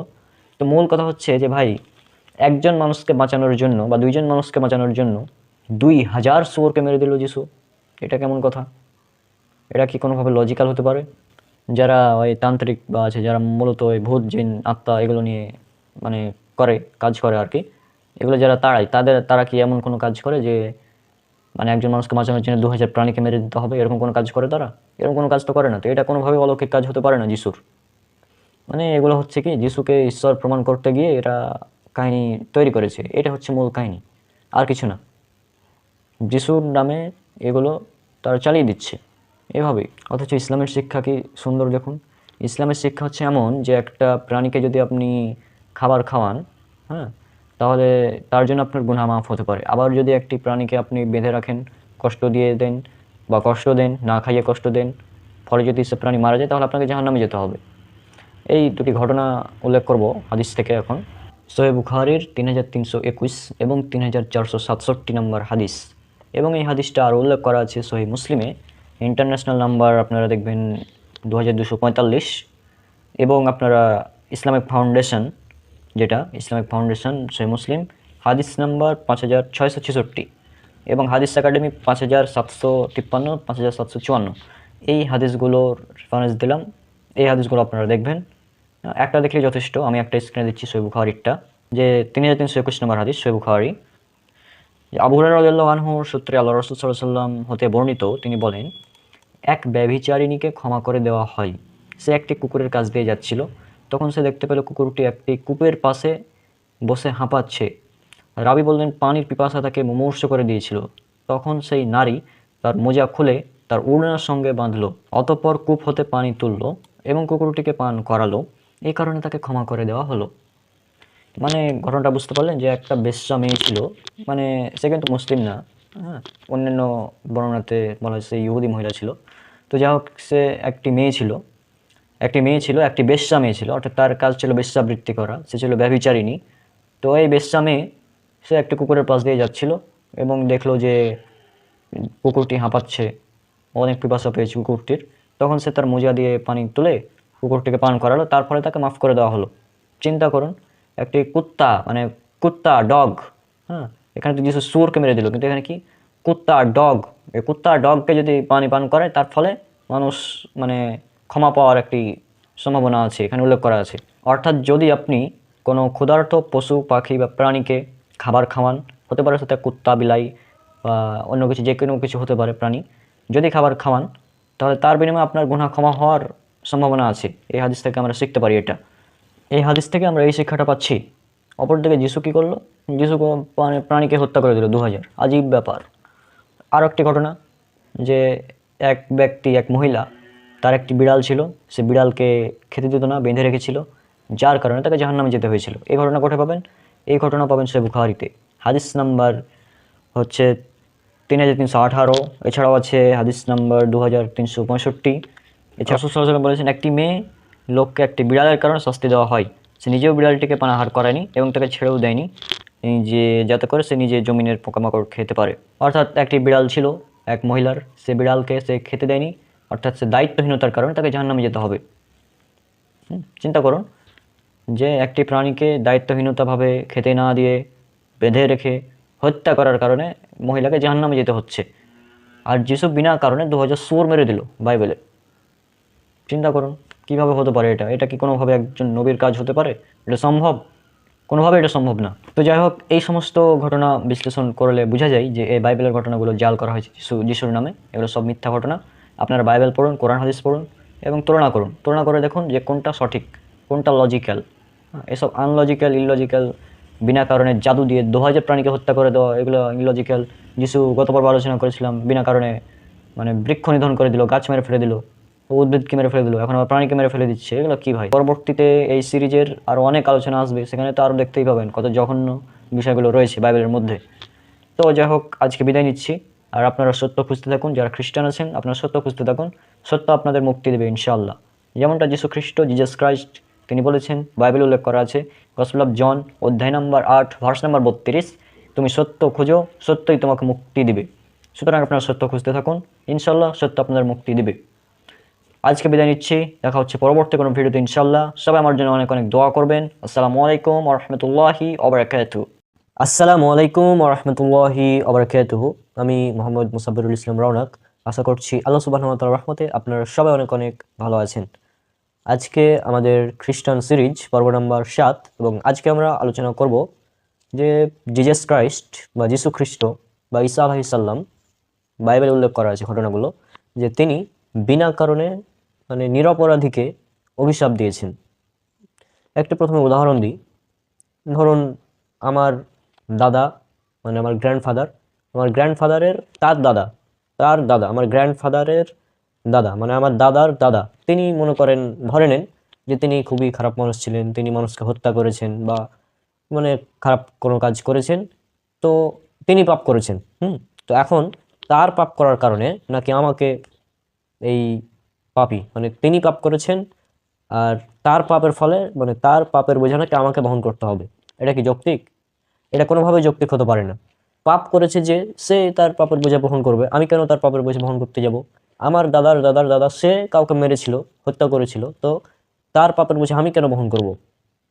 কিন্তু আপনারা আশ্চর্য হয়ে যাবেন যে বাইবেলে এই ধরনেরই ঘটনাগুলো উল্লেখ করা হয়েছে। হ্যাঁ, তো আর মনে করেন জিজাস ক্রাইস্ট তিনি একজন শিক্ষক ছিলেন, তো একজন গুড শিক্ষক বা ভালো টিচার, তার কি বৈশিষ্ট্য এমনটা হতে পারে যে তিনি কাউকে বিনা কারণে নিরপরাধীকে অভিশাপ দিয়ে দেবেন? এমনটা কি হতে পারে? এমনটা হওয়া সম্ভব না। আমরা এগুলো বিশ্বাস করি না, কারণ এগুলো জিজাস ক্রাইস্টের নামে চালানো হয়েছে আর কি ঘটনাগুলো। তো একজন গুড শিক্ষক বা একজন ভালো টিচার, তার বৈশিষ্ট্য কখনোই এমনটা হতে পারে না যে তিনি বিনা কারণে কাউকে শাস্তি দেবেন বা বিনা কারণে কারোর উপর অভিশাপ দিবেন, হ্যাঁ, বদদোয়া করবেন বা অভিশাপ দিবেন বিনা কারণে। এটা কখনোই একজন ভালো শিক্ষকের গুণাবলী হতে পারে না। কিন্তু বাইবেলে এই ধরনের কথা উল্লেখ করা আছে জিজাস ক্রাইস্ট, যিশু খ্রিস্ট বা ঈসা আলাইহিস সালামের নামে। তো আমরা চলুন ঘটনাটা জেনে নিই, কীরকম ঘটনা। প্রথম যে ঘটনাটা আপনারা পাবেন এটা গসপেল অফ ম্যাথিউ অধ্যায় নম্বর 23 ভার্স 35 এবং 36, এবং গসপেল অফ লুক অধ্যায় 11 ভার্স 50 এবং 51। এখানে একটি ঘটনা উল্লেখ করা আছে, যে স্ক্রিনে ঘটনাটা দেখতে পাচ্ছেন, যে এখানে উল্লেখ করা আছে, এইভাবে নির্দোষ হেবেলের রক্তপাত থেকে শুরু করে বরখার পুত্র সখরীয়, যাকে তোমরা মন্দিরের পবিত্র স্থান ও যজ্ঞবেদীর মাঝখানে হত্যা করেছিলে, সেই দিন থেকে আজ পর্যন্ত যত নির্দোষ ব্যক্তির রক্ত মাটিতে ঝরে পড়েছে, সেই সমস্ত দায় তোমাদের উপর পড়বে। আমি তোমাদের সত্যি বলছি, এ যুগের লোকদের উপর ওই সবের শাস্তি এসে পড়বে। এখানে জিজাস ক্রাইস্ট তিনি বলছেন যে হাবিলকে যখন হত্যা করা হয়েছিল, হ্যাঁ, তো হাবিলের রক্তপাত থেকে শুরু করে আজ পর্যন্ত যত মানুষের হত্যা করা হয়েছে, তাদের পাপের দায় নাকি তাদের উপর বর্তাবে হবে। তাদের বলতে বনী ইসরায়েল ইহুদিদের কথা বোঝানো হচ্ছে। অর্থাৎ জিজাস ক্রাইস্ট বলছেন যে আজ পর্যন্ত হাবিলের রক্তপাত থেকে শুরু করে, হাবিলকে যে হত্যা করা হয়েছিল তার রক্তপাত থেকে শুরু করে আজ পর্যন্ত যত মানুষকে হত্যা করা হবে, তাদের প্রত্যেকের পাপের ভার তোমাদের উপর বর্তাবে। আজীব ব্যাপার। এটা কি ধরনের শিক্ষা ভাই, যে একজন হত্যা করেছে তার পাপের দায় নাকি আজ পর্যন্ত নিরীহ মানুষ যারা রয়েছে তাদেরকে বহন করতে হবে? এটা কি কি ধরনের একটা অভিশাপ, বদদোয়া? আর এখানে আরো একটি ভুল সংশোধন করে দেওয়া উচিত। বাইবেলে এই যে ঘটনা, এটা সম্পূর্ণ ভুল। কেন? কারণ এখানে বলা হচ্ছে, দেখুন, বারাখার পুত্র শাখারিয়া, যাকে তোমরা মন্দিরের পবিত্র স্থান ও যজ্ঞবেদীর মাঝখানে হত্যা করেছিলে। এখানে বলা হচ্ছে কি, বরখার পুত্র শখরিয়া বা জাকারিয়া, তাকে হত্যা করা হয়েছিল। কিন্তু এটা ভুল, এটা সম্পূর্ণটাই ভুল। কেন? বরখের পুত্র জাকারিয়াকে হত্যা করা হয়নি। বাইবেলে দুইজন জাকারিয়া বা শখরিয়ার কথা উল্লেখ করা আছে। একজন হচ্ছে বরখের পুত্র এবং আরেকজন হচ্ছে জিহুদার পুত্র। তো যাকে হত্যা করা হয়েছিল সে হচ্ছে জিহুদার পুত্র, কিন্তু বরাখার পুত্র জাকারিয়াকে হত্যা করা হয়নি। যদি আপনারা বুক অফ শখরিয়া বা জাকারিয়া যেটা, সেটা পড়েন, 1 অধ্যায় 1 নম্বর ভার্স, ওখানে উল্লেখ করা আছে, বরখিয়ার পুত্র শখরিয়া প্রভুর কাছ থেকে এই বার্তা পেয়েছিলেন। এটা ঘটেছিল পারস্যের রাজা দারিয়াবাসীর রাজত্বের 2য় বছরের 8ম মাসে। শখরিয়া ছিলেন বরখিয়ার পুত্র, যিনি ছিলেন ভাববাদী ইদ্দোর পুত্র। এখানে বিষয়টি ভালোভাবে লক্ষ্য করুন। শখরিয়া ছিলেন বরখিয়ার পুত্র, আর বরখিয়া ছিলেন ভাববাদী ইদ্দোর পুত্র, মানে ইদ্দোর পোতা বা ইদ্দোর নাতি হচ্ছে শখরিয়া, মানে ইদ্দোর পুত্র বখরিয়া, বখরিয়ার পুত্র শখরিয়া বা জাকারিয়া। তাহলে আমরা বুঝলাম যে বুক অফ শখরিয়া থেকে যে শখরিয়া হচ্ছেন বরখিয়ার পুত্র এবং বরখিয়া হচ্ছে ইদ্দোর পুত্র। তাহলে আর যাকে হত্যা করা হয়েছিল সে হচ্ছে জিহুদার পুত্র জাকারিয়া বা শখরিয়া। এটা আপনারা পাবেন 2য় বংশাবলী অধ্যায় নম্বর 24 ভার্স 20 এবং 21। আপনারা স্ক্রিনে দেখুন, তাহলে আপনারা বিষয়টা বুঝতে পারবেন। তারপর ঈশ্বরের আত্মা যাজক জিহুদার পুত্র শখরিয়ার উপর ভর করল। তিনি লোকদের সামনে দাঁড়িয়ে বললেন, ঈশ্বর এই কথা বলেছেন, তোমরা কেন প্রভুর বিধিসমূহ ও আজ্ঞা অমান্য করেছ? এভাবে তোমরা কখনোই কোনো কাজ কৃতকার্য হতে পারবে না। তোমরা প্রভুকে ত্যাগ করেছ, তাই তিনিও তোমাদেরকে ত্যাগ করেছেন। কিন্তু বিচার বুদ্ধিহীন লোকেরা তখন একসঙ্গে চক্রান্ত করল এবং রাজা যখন তাদের শখরিয়কে হত্যা করতে আদেশ দিলেন, তারা পাথর ছুঁড়ে মন্দিরের চত্বরেই তাকে হত্যা করলো। ফলে মন্দিরে যাকে হত্যা করা হয়েছিল তিনি হচ্ছেন জিহুদার পুত্র শখরিয় বা জাকারিয়া। কিন্তু বাইবেলে কি বলা হচ্ছে, গসপেল অফ ম্যাথিউতে, যে বরখের পুত্র শখরিয়কে হত্যা করা হয়েছিল। তাহলে দেখুন কিরকম কন্ট্রাডিকশন। মানে এখান থেকে প্রমাণিত হয় এ বাইবেলের এই ঘটনাগুলো মিথ্যা। কেন? কারণ বাইবেলের এক জায়গাতে বলছে যে জিহুদার পুত্র শখরিয়াকে হত্যা করা হয়েছিল, আবার বাইবেলের গসপেল অফ ম্যাথিউ, লুক, এখানে বলা হচ্ছে বরখিয়ার পুত্র শখরিয়াকে হত্যা করা হয়েছিল। আজীব ব্যাপার। মানে বাইবেল যে বিকৃত কিতাব, এটা বোঝার জন্য মানে এতটুকুই যথেষ্ট মনে করি। তারপরেও আমরা এই সিরিজে তো এটাই আলোচনা করছি যে বাইবেল হচ্ছে একটি বিকৃত কিতাব, মানে বাইবেলকে তারা বিকৃত করেছে। যেমন আল্লাহ পবিত্র কোরআনে বিভিন্ন জায়গায় বলেছেন, সূরা মাইদা সূরা নম্বর 5 আয়াত নম্বর 14, 44, 47, 67, হ্যাঁ, সূরা বাকারা সূরা নম্বর 2 আয়াত নম্বর 75, 79 ইত্যাদি বিভিন্ন জায়গায় উল্লেখ করা আছে যে তওরাত, জবর, ইনজিলকে তারা বিকৃত করেছিল ইহুদিরা। তা বিকৃতির এটা একটা প্রমাণ, এই ধরনের কথাগুলো, যে জিহুদার পুত্র জাকারিয়াকে হত্যা করা হয়েছে, কিন্তু জিজাস ক্রাইস্ট তিনি আবার বলছেন, মানে জিজাস ক্রাইস্ট বলছেন গসপেল অফ মার্কের মতে, মানে মার্কে মথিতে যেটা উল্লেখ করা আছে গসপেল অফ ম্যাথিউতে, যে বরখের পুত্র শাখারিয়াকে হত্যা করা হয়েছিল। তাহলে এটা একটা কন্ট্রাডিকশন আমরা দেখতেই পাচ্ছি। মানে বাইবেল যে একটি বিকৃত কিতাব, হ্যাঁ, এটাকে যে তারা বিকৃত করেছে, এটা মানে স্পষ্ট একদম জলজ্যান্ত প্রমাণ। আর আপনারা আরও অবাক হয়ে যাবেন যদি আপনারা বুক অফ ইসরা সেটা পড়েন। বুক অফ ইসরা অধ্যায় নম্বর 5 ভার্স নম্বর 1 এবং বুক অফ ইসরা অধ্যায় নম্বর 6 ভার্স নম্বর 14। এখানে আবার কি কাহিনী করেছে দেখুন। এখানে বলছে যে সে সময় হগাই ও ইদ্দোর পুত্র শখরিয়, মানে এখানে দাদোকে বাবা বানিয়ে দিয়েছে। মানে আজীব ব্যাপার। আমরা বুক অফ শখরিয়তে কি দেখলাম, শখরি হচ্ছে বারাখের পুত্র, বারাখিয়া হচ্ছে ইদ্দোর পুত্র, কিন্তু এখানে কি বলছে যে ইদ্দোর পুত্র শখরিয়া, মানে দাদাকে বাবা বানিয়ে দিয়েছে। আজীব ব্যাপার। মানে বাইবেল যে বিকৃত, এটা বোঝার জন্য আমাদের খুব বেশি মানে যে ঘাটাঘাটি করতে হবে, বিষয়টা এমন না। খ্রিস্টানরা বলে যে বাইবেল হচ্ছে ঈশ্বরের বাণী, এটা পবিত্র আত্মার সাহায্যে লেখা হয়েছে। হ্যাঁ, তো পবিত্র আত্মা কি মানে এটা বুঝতে পারেনি যে এক জায়গায় বাবাকে দাদা বানিয়ে দিল, আবার আরেক জায়গায় আরেকজনের বাপের নাম এর জায়গায় আরেকজনকে বসিয়ে দিল। হ্যাঁ, যাকে হত্যা করা হয়েছে সে হচ্ছে জিহুদার পুত্র শখরিয়, কিন্তু মানে বলছে কি যে বরখের পুত্র শখরিয়াকে এটাকে হত্যা করা হয়েছিল। আজীব ব্যাপার। মানে পবিত্র আত্মা কেন, কোনো অপবিত্র আত্মাও এমন ভুল কথা লিখতে পারে না। হ্যাঁ, মানে হাস্যকর বিষয় পুরোটাই। তা আমাকে কেউ ভুল বুঝবেন না, আসলে আমি জাস্ট এটা উল্লেখ করছি। আপনাদের তো প্রথমে বলা হয়েছে যে আমরা জিজাস ক্রাইস্ট বা ঈসা আলাইহিস সালামকে ভালোবাসি। তিনি আমাদের নবী, তিনি আল্লাহর একজন রাসূল, অন্যতম একজন রাসূল, আমরা তাকে বিশ্বাস করি। কিন্তু খ্রিস্টান মিশনারিরা তার নামে মিথ্যাচার করে বেড়াচ্ছে এবং তার নামে মিথ্যাচার করে মুসলিমদেরকে খ্রিস্টান বানাচ্ছে মিথ্যাচার করে। আর এই যে গসপেল রয়েছে চারটা, মার্ক, মথি, লুক, যোহান, এই চারটি গসপেল যারা লিখেছে, তারা আসলে জিজাস ক্রাইস্টের নামে এই মিথ্যা কথাগুলো লিখেছে। আর তারা আসলে বাইবেলের ওল্ড টেস্টামেন্ট এবং ইতিহাস সম্পর্কে অজ্ঞ ছিল।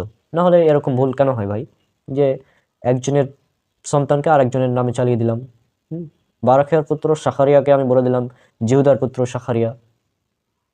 আবার দাদাকে বাবা বানিয়ে দিলাম, ইদ্দর পুত্র বানিয়ে দিলাম শাখারিয়াকে। একবার ইদ্দর পুত্র বলছি শাখারিয়াকে, আবার বলছি বারাখিয়ার পুত্র, আবার বলছি জিহুদার পুত্র, মানে কন্ট্রাডিকশন লাগিয়ে দিয়েছি।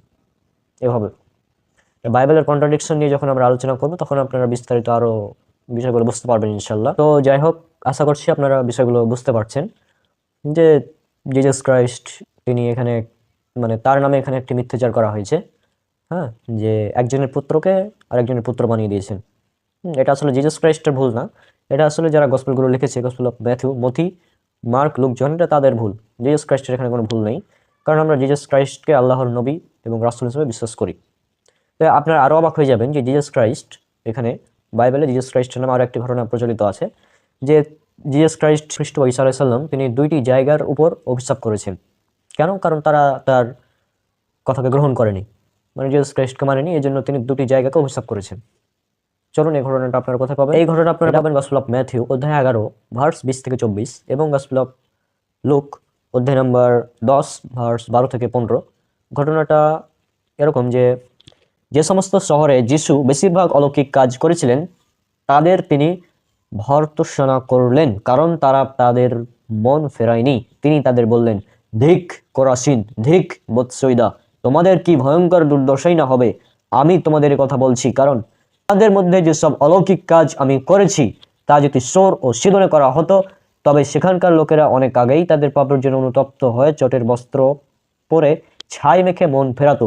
তাই আমি তোমাদের বলছি, বিচারের দিনে তোমাদের থেকে সোর ও সিদনের অবস্থা সহ্য করবার মতো হবে। আর হে কফরনাহুম, তুমি নাকি স্বর্গীয় মহিমাময় মণ্ডিত হবে? না, তোমাকে পাতালে নামিয়ে আনা হবে। যে সমস্ত অলৌকিক কাজ তোমার মধ্যে করা হয়েছে তা যদি সদমে করা হতো, তবে সদম আজও টিকে থাকতো। আমি তোমাদের বলছি, বিচারের দিনে তোমাদের চেয়ে বরং সদম দেশের দশা অনেক সহনীয় হবে। মানে বিষয়টা কি বলেন তো? মনে করেন দুটি গ্রামের মানুষের সামনে তিনি অলৌকিক কাজ দেখিয়েছিলেন, সেই দুটি গ্রামের মানুষ তার সেই কথাকে গ্রহণ করেনি, সেই জন্য তিনি ওই জায়গাকে অভিশাপ করে দিয়েছেন, ওই জায়গার উপরই বদ্ধ করে দিয়েছেন। মানে ওই জায়গার নাকি কেউ স্বর্গে প্রবেশ করতে পারবে না, বিচারের দিনে তাদের ভয়াবহ অবস্থা হবে, এই ধরনের কথা বলছেন। মানে কি একটা অবস্থা! ওই সেকেন্ড টাইমে কিছু মানুষ, ওই এলাকার কিছু মানুষ, ওই এলাকার কিছু মানুষ তার কথাকে গ্রহণ করেনি, এজন্য পুরো জায়গাটাকে তিনি অভিশাপ করে দিলেন। এটা কি কখনোই গ্রহণযোগ্য হতে পারে? এটা কোনোভাবে গ্রহণযোগ্য নয়। মানে আজীব ব্যাপার। সহিহ বুখারী হাদিস নাম্বার 1358, এখানে আল্লাহ রাসূল সাল্লাল্লাহু আলাইহি ওয়াসাল্লাম তিনি বলেছেন যে প্রত্যেক নবজাত শিশু তারা জন্মগ্রহণ করে দিনুল ফিতর ইসলামের উপর মুসলিম হয়ে, পরে তাদের পিতামাতা তাদেরকে ইহুদি, খ্রিস্টান অথবা অগ্নিপূজারী বানায়। তাহলে ইসলামের বিশ্বাস অনুযায়ী প্রত্যেকটি শিশু তারা জন্মগ্রহণ করে নিষ্পাপ হিসাবে। কিন্তু ওই ওই এলাকা, যে এলাকার উপর অভিশাপ করেছে যিশু, ওই এলাকায় যেই জন্মগ্রহণ করুক, যারাই ওই জায়গাতে থাকবে তাদেরকে তিনি অভিশাপ করে দিয়েছেন। নিষ্পাপ মানুষ, নিরীহ মানুষের উপর তিনি অভিশাপ করে দিয়েছেন। আজীব ব্যাপার।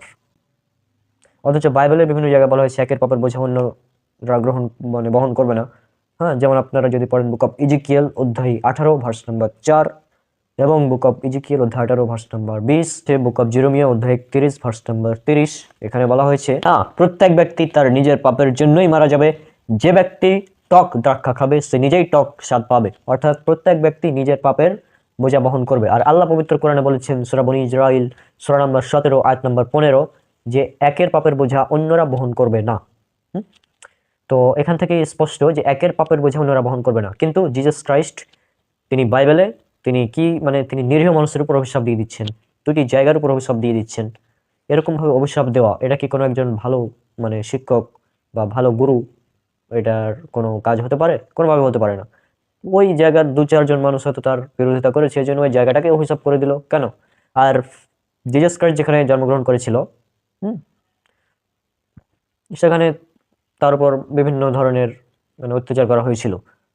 হ্যাঁ, জিসাস ক্রাইস্ট যে এলাকায় জন্মগ্রহণ করেছিল সেখানে তার উপর অনেক অত্যাচার করা হয়েছিল, কিন্তু তিনি তো তার বিরুদ্ধে কোনো অভিযোগ করেননি।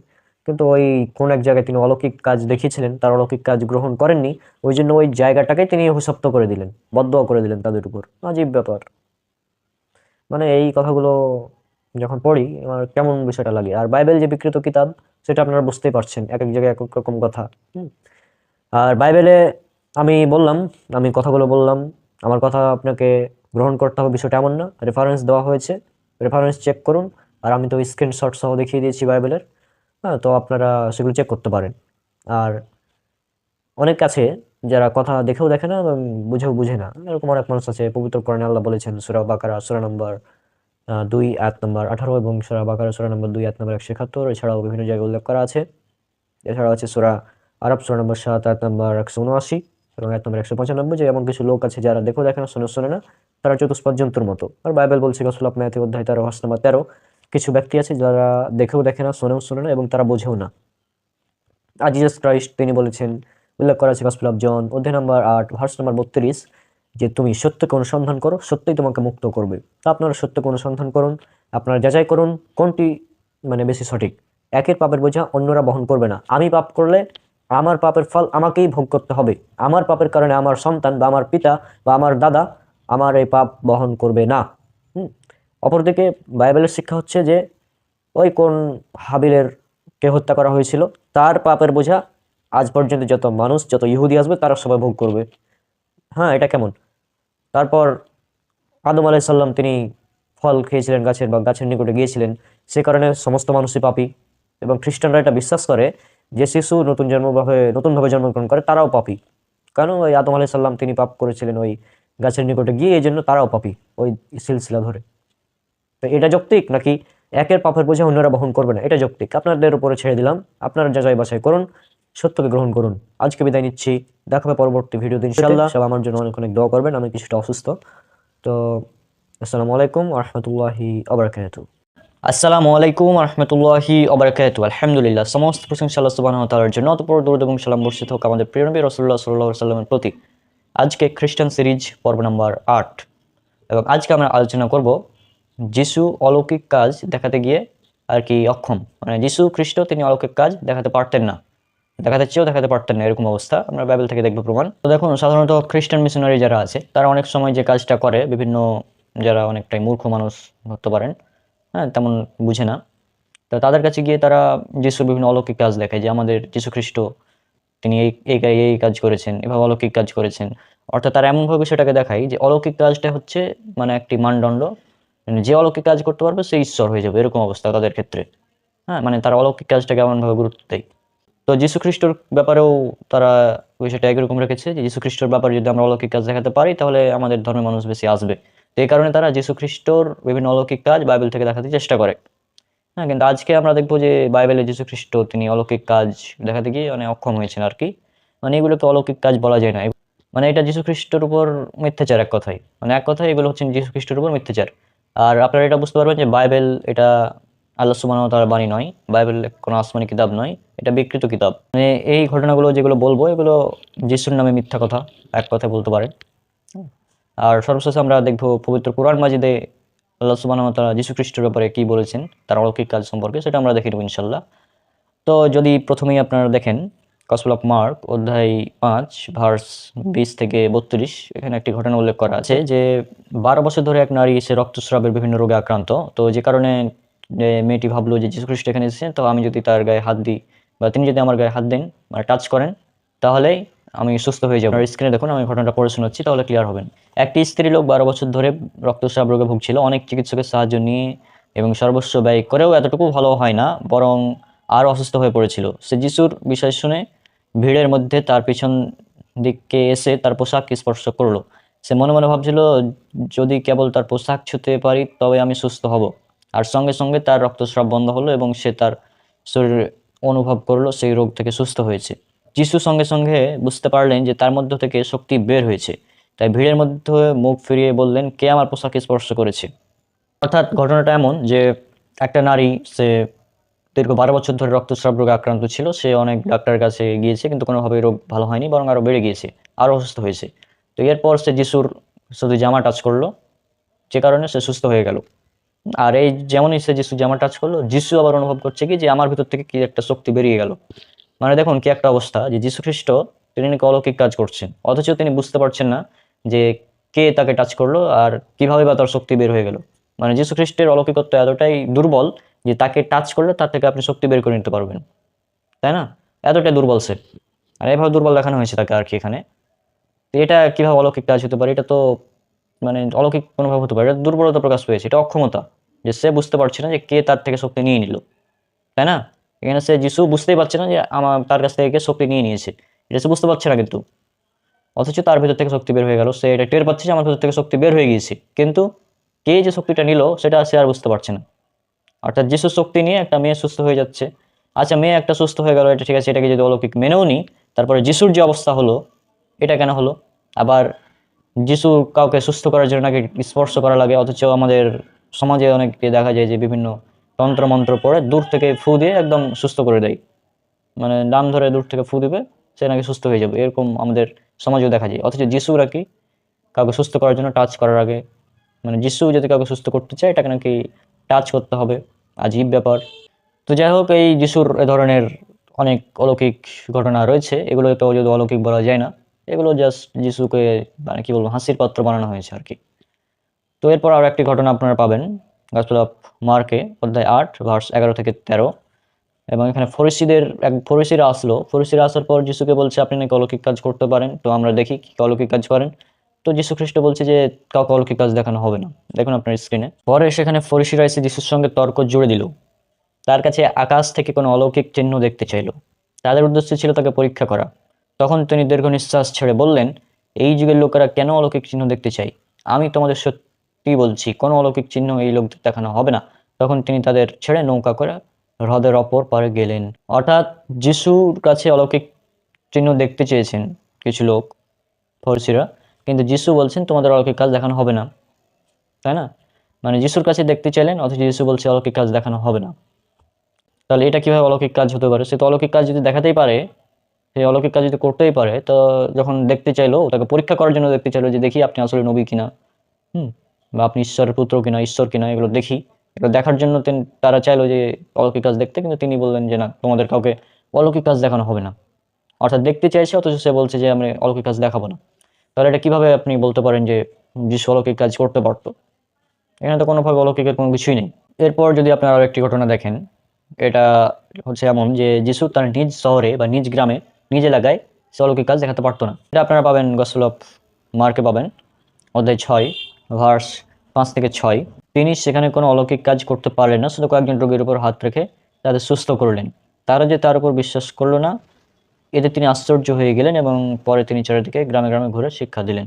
অর্থাৎ যিশু তার নিজ শহরে, নিজ এলাকায়, তার গ্রামে সে কোনো অলৌকিক কাজ দেখাতে পারলো না, শুধু কয়েকজনের উপর হাত রেখে সুস্থ করেছে আর কি। তো এটা তো কোনো ধরনের অলৌকিক কাজ হলো না। আচ্ছা, যদিও সে কিছু মানুষকে সুস্থ করলো, কিন্তু ওদিকে আমরা মানে খ্রিস্টান সিরিজ পার্ট 6 অর্থাৎ চ্যাপ্টার 6 বা পর্ব 6 আমরা আলোচনা করেছিলাম যে যিশু 2000 শুয়োরকে হত্যা করেছিল। তো সে কিছু মানুষকে সুস্থ করলো, অপরদিকে 2000 শুয়োরকে মেরে দিল। এটা কোন ধরনের অলৌকিক কাজ আপনারা চিন্তা করুন। শুয়োর যদিও প্রাণী, শুয়োর যদিও একটা প্রাণী, কিন্তু তার মানে তাকে হত্যা করা, বিনা কারণে হত্যা করা তো একদম কোনো ধরনের মানে কোনো অলৌকিক কাজের মধ্যে পড়ে না, তাই না? তো শুয়োরকে মেরে দিচ্ছে, আবার এদিকে কিছু মানুষকে সুস্থ করছে, এটা কোন ধরনের অলৌকিক কাজ আপনিই বলুন। তো এভাবে যাই হোক, যিশুর এই কাজগুলো কোনোভাবে অলৌকিক না, এগুলো জাস্ট যিশুর নামে মিথ্যা কথা চালানো হয়েছে বাইবেলে। এরপরে আরেকটি ঘটনা যেটা দেখলে আপনারা অবাক হয়ে যাবেন, এটা আছে গসপেল অফ ম্যাথিউতে অধ্যায় 27 ভার্স নাম্বার আপনার 38 39 থেকে একদম 42 43 পর্যন্ত পড়তে থাকবেন। এখানে ঘটনাটা হচ্ছে ক্রুসিফিক্সন, অর্থাৎ তথাকথিত যে ক্রুসিফিক্সন আছে, যিশুকে ক্রুশে যখন চড়ানো হয়েছিল বলে খ্রিস্টানরা বিশ্বাস করে। তো এই ঘটনাটাতে আপনারা জানলে অবাক হবেন যে যিশুকে যখন ক্রুশে চড়ানো হয়, তখন ইহুদিরা হাসাহাসি করছিল যে যিশু, তুমি নাকি অলৌকিক কাজ করতে পারো, তুমি নাকি মানুষকে সুস্থ করতে পারো, এই করতে পারো, সেই করতে পারো। তো এখন যদি তুমি এতই অলৌকিক কাজ করতে পারো, তো ক্রুশ থেকে নেমে আসে দেখাও। মানে যিশুকে বলছে, ঠাট্টা করছে তাকে নিয়ে, যে তুমি যদি পারো তো ক্রুশ থেকে নেমে এসে দেখাও, তাহলে আমরা তোমাকে বিশ্বাস করবো। এই ঘটনাটা আপনারা আরো পাবেন গসপেল অফ মার্ক অধ্যায় 15 ভার্স 29 থেকে 31, এছাড়াও গসপেল অফ লুক অধ্যায় 23 ভার্স 35, এগুলোতে পাবেন। আর এই মূল ঘটনা আমি যেখান থেকে পড়বো সেটা হচ্ছে গসপেল অফ ম্যাথিউ অধ্যায় 27 ভার্স 38 থেকে একদম 42-43 পর্যন্ত। আপনারা স্ক্রিনে দেখুন, অবাক হয়ে যাবেন। তারা দুজন দস্যুকে যিশুর সঙ্গে ক্রুশে দিল, একজনকে তার ডান দিকে, অপরজনকে তার বাঁ দিকে। সে সময় ওই রাস্তা দিয়ে সেসব লোক যাতায়াত করছিল। তারা তাদের মাথা নেড়ে তাকে ঠাট্টা ঠাট্টা করে বলল, তুমি না মন্দির ভেঙে আবার তা 3 দিনের মধ্যে তৈরি করতে পারো? তাহলে এখন নিজেকে রক্ষা করো। তুমি যদি ঈশ্বরের পুত্র হও তবে ক্রুশ থেকে নেমে এসো।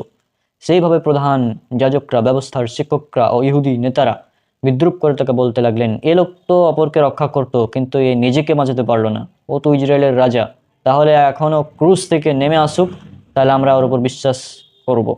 এখন হচ্ছে এই কথা যে ও তো মানে মানুষকে রক্ষা করতো, অপরকে রক্ষা করতো, অথচ সে নিজেকে বাঁচাতে পারলো না। মানে তুমি নিজেকে বাঁচাতে পারো না, আবার অন্যকে রক্ষা করবা, বিষয়টা হচ্ছে এমন। হ্যাঁ, মানে নিজেই বাঁচতে পারছে না, আবার অন্যকে নাকি সে বাঁচাবে। মানে এমন ভাবে বলা হয়েছে বাইবেলে যিশুকে, ও নিজেকে বাঁচাতে পারছে না, ও আবার অন্যকে কি বাঁচাবে, এরকম ধরনের কথা বলা হয়েছে তাকে। হ্যাঁ, তো তুমি না 3 দিনের মধ্যে মন্দির ভেঙে আবার তৈরি করতে পারো? মানে এমন ভাবে তাকে কি করা হচ্ছে, ঠাট্টা করা হচ্ছে তাকে নিয়ে।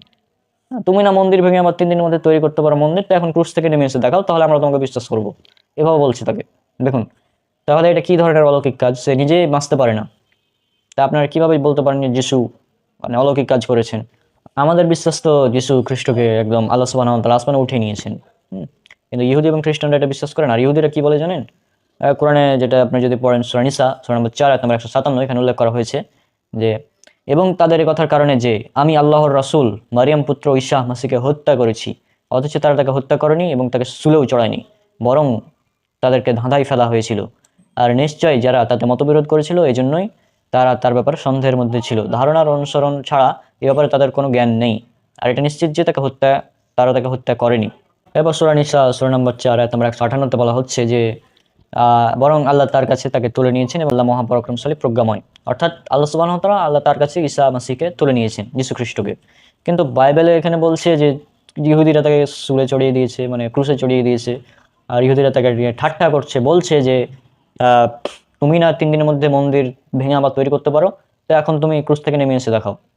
তো তারা তাকে ক্রুশ থেকে, মানে তাদের দাবি তারা তাকে হত্যা করেছে। খ্রিস্টানরা এটা বিশ্বাস করে যে তাকে ক্রুশে হত্যা করা হয়েছে। আজীব ব্যাপার।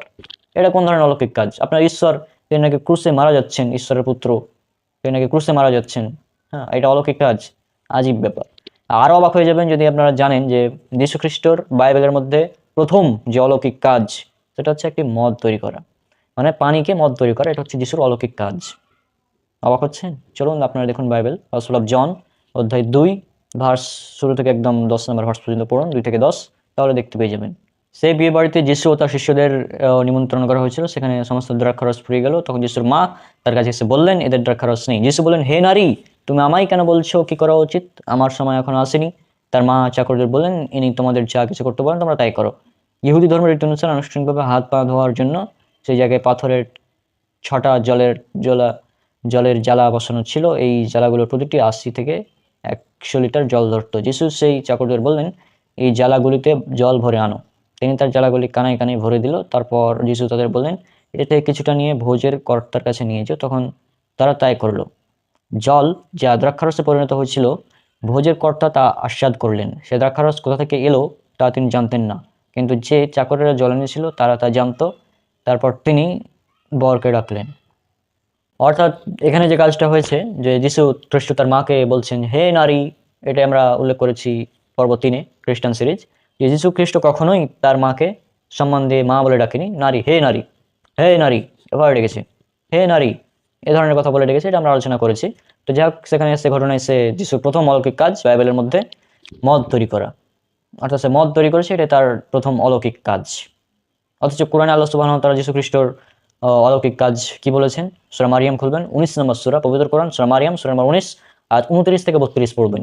সেখানে দেখতে পাবেন যীশু খ্রিস্ট যখন মারিয়াম আলাইহিস সালামের পেটে, এবং তারপর যখন যীশু খ্রিস্ট ভূমিষ্ঠ হলো, এবং যীশু খ্রিস্ট শিশু অবস্থায়, একদম ছোট্ট বাচ্চা, হ্যাঁ, 1 দিনের 2 দিনের বাচ্চা, সেই অবস্থায় যীশু খ্রিস্টকে আল্লাহ সুবহানাহু ওয়া তাআলা এমন শক্তি দিয়েছেন যে যীশু খ্রিস্টের মায়ের ওপর ইহুদিরা অপবাদ দিয়েছিল। ইহুদিরা বলতো, হে মারিয়াম, তোমার তো বিয়ে হয়নি, এই সন্তান কোথা থেকে এলো? হ্যাঁ, এভাবে তার অপবাদ দিত, জিনের অপবাদ দিত, এই ধরনের। তখন যীশু খ্রিস্ট সেই শিশু অবস্থায় তাদের সাথে কথা বলতেন। যে আপনারা দেখুন কোরআনে স্পষ্ট আয়াত উল্লেখ করা আছে, মারিয়াম সূরা নাম্বার 19 আয়াত নম্বর 29 দেখুন, তখন সে শিশুটির দিকে ইশারা করলো, তখন তারা বলল, সে কোলে শিশু, আমরা কিভাবে তার সাথে কথা বলবো? শিশুটি বলল, আমি তো আল্লাহর বান্দা, তিনি আমাকে কিতাব দিয়েছেন এবং আমাকে নবী বানিয়েছেন। অর্থাৎ দেখুন এখানে সূরা মারিয়াম সূরা নাম্বার 19 আয়াত নম্বর 30 বলা হচ্ছে, তিনি আমাকে কিতাব দিয়েছেন এবং নবী করেছেন। অর্থাৎ যীশু খ্রিস্ট তিনি শিশু অবস্থায় কথা বলছেন। এটা তো মানে এটা অলৌকিক কাজ। এটা যিশুর অলৌকিক কাজ। কিন্তু ওখানে কি মত তৈরি করছে, একবার একটা ক্রুশে চড়ে দিচ্ছে, অথচ সে মানে কিছু করতে পারছে না। হ্যাঁ, আবার তার কাছ থেকে শক্তি নিয়ে নিচ্ছে, মানে সুস্থ হচ্ছে, অথচ যিশুর কাছ থেকে নাকি শক্তি বেরিয়ে যাচ্ছে। এগুলো কোথাকার অলৌকিক কাজ ভাই? আর অলৌকিক কাজ এটা কি সত্যের মানদণ্ড? যিশু তো নিজেই বলেছেন গসপেল অফ ম্যাথিউ অধ্যায় 24 ভার্স নাম্বার 24 যে আমি এই কথা বলছি কারণ অনেক ভণ্ড খ্রিস্ট ও ভণ্ড ভাবাদীর উদয় হবে, তারা মহা আশ্চর্য কাজ করবে এবং চিহ্ন দেখাবে, যেন লোকদের ঠকাতে পারে, যদি সম্ভব হয় এমনকি ঈশ্বরের মনোনীত লোকদেরও ঠকাবে। দেখুন তাহলে যীশু খ্রিস্ট নিজেই বলছেন যারা মানে অনেক ভণ্ড খ্রিস্টর আগমন হবে, যারা অনেক অলৌকিক আশ্চর্য কাজ দেখাবে। তো অলৌকিক কাজ এটা তো কখনোই সত্যের হকের মানদণ্ড নয়। হ্যাঁ, তাই না? অলৌকিক কাজ দিয়ে আপনি হককে যাচাই করতে পারবেন না তো, অথচ আপনি বলছেন মানে আজীব ব্যাপার। তো আমি যে আজকে যে ঘটনাগুলো উল্লেখ করলাম, এগুলো সবই যিশুর নামে মিথ্যা বানোয়াট কথা। মানে এগুলো জাস্ট যিশুকে হাসি পাত্র বানানো হয়েছে। যিশুকে যিশু এতি ক্রুশে ক্রুশে ইহুদিরা তাকে নিয়ে ঠাট্টা করছে যে তুমি যদি ঈশ্বরের পুত্র হও তো নেমে দেখাও, দেখি তুমি কত অলৌকিক কাজ করতে পারো, এভাবে বলছে তাকে। মানে কি বলবেন, তাকে ঠাট্টা বিদ্রুপ করছে, এটা নাকি অলৌকিক কাজ? যিশু নাকি অলৌকিক কাজ করতো, আজীব ব্যাপার। হ্যাঁ, অথচ সূরা ইমরান আমরা দেখেছি, সূরা ইমরান সূরা নম্বর 3 আয়াত নম্বর 49 যে যীশু খ্রিস্ট তিনি অনেক অলৌকিক কাজ করেছেন। সূরা ইমরান সূরা নম্বর 3 আয়াত নম্বর 49 আল্লাহ সুবহানাহু ওয়া তাআলা যীশু খ্রিস্ট সম্পর্কে বলছেন, আর বনী ইসরাইল রাসূল বানাবেন, সে বলবে নিশ্চয় আমি তোমাদের নিকট তোমাদের রবের পক্ষ থেকে নিদর্শন নিয়ে এসেছি যে অবশ্যই আমি তোমাদের জন্য কাদামাটি দিয়ে পাখির আকৃতি বানাবো, অতঃপর আমি তাতে ফুঁক দেব, ফলে আল্লাহর হুকুমে সেটি পাখি হয়ে যাবে। আর আমি আল্লাহর হুকুমে জন্মান্ধ ও কুষ্ঠরোগীকে সুস্থ করব এবং মৃতকে জীবিত করব। আর তোমরা যে আহার করো এবং তোমাদের ঘরে যে জমা রাখো তা আমি তোমাদেরকে জানিয়ে দেবো, নিশ্চয়তে তোমাদের জন্য নিদর্শন রয়েছে যদি তোমরা মুমিন হও। অর্থাৎ এখানে ঈসা আলাইহিস সালামের বা যীশু খ্রিস্টর অলৌকিক নিদর্শন পবিত্র কোরআনে এটা উল্লেখ করা আছে, কিন্তু বাইবেলে যদি উল্লেখ করা থাকে এটা জাস্ট হাস্যকর। এখন যদি প্রশ্ন হয় যে আহ, অলৌকিক কাজ যিশুর কোরআন অনুযায়ী কোনটা, তাহলে সে ছোট্টবেলায় শিশু অবস্থায় কোলের শিশু সে কথা বলেছিল। হ্যাঁ, এটা হচ্ছে যিশুর অলৌকিক কাজ। যদি বলা হয় বাইবেলে যিশুর অলৌকিক কাজ কি, তখন বলতে হবে মত তৈরি করা, কোনো উপায় নেই, প্রশ্ন আসলে এটা লিখতে হবে আপনাকে। হ্যাঁ, একদম। তা সুতরাং বুঝতে পারছেন যে বাইবেল এটা কখনোই ঈশ্বরের বাণী নয়, বাইবেল আল্লাহ সুবহানাহু ওয়া তাআলার বাণী নয়, এটা আসমানি কিতাবও নয়, এটা বিকৃত একটি কিতাব। এখানে ঘটনাগুলো যিশুর নামে বিভিন্ন নবীর নামে মিথ্যাচার করা হয়েছে। তা আমরা যেহেতু এই সিরিজের মাধ্যমে বাইবেলের পোস্টমর্টেম করছি, ইনশাল্লাহ এটা চলতে থাকবে, আরও অনেকগুলো পর্ব আসছে, আপনারা ধৈর্য ধরে দেখতে থাকুন। সব আমাদের জন্য অনেক অনেক দোয়া করবেন। ইনশাল্লাহ পরবর্তী ভিডিওতে। আজকে বিদায় নিচ্ছি। আসসালামু আলাইকুম রহমতুল্লাহি ওয়া বারাকাতুহু।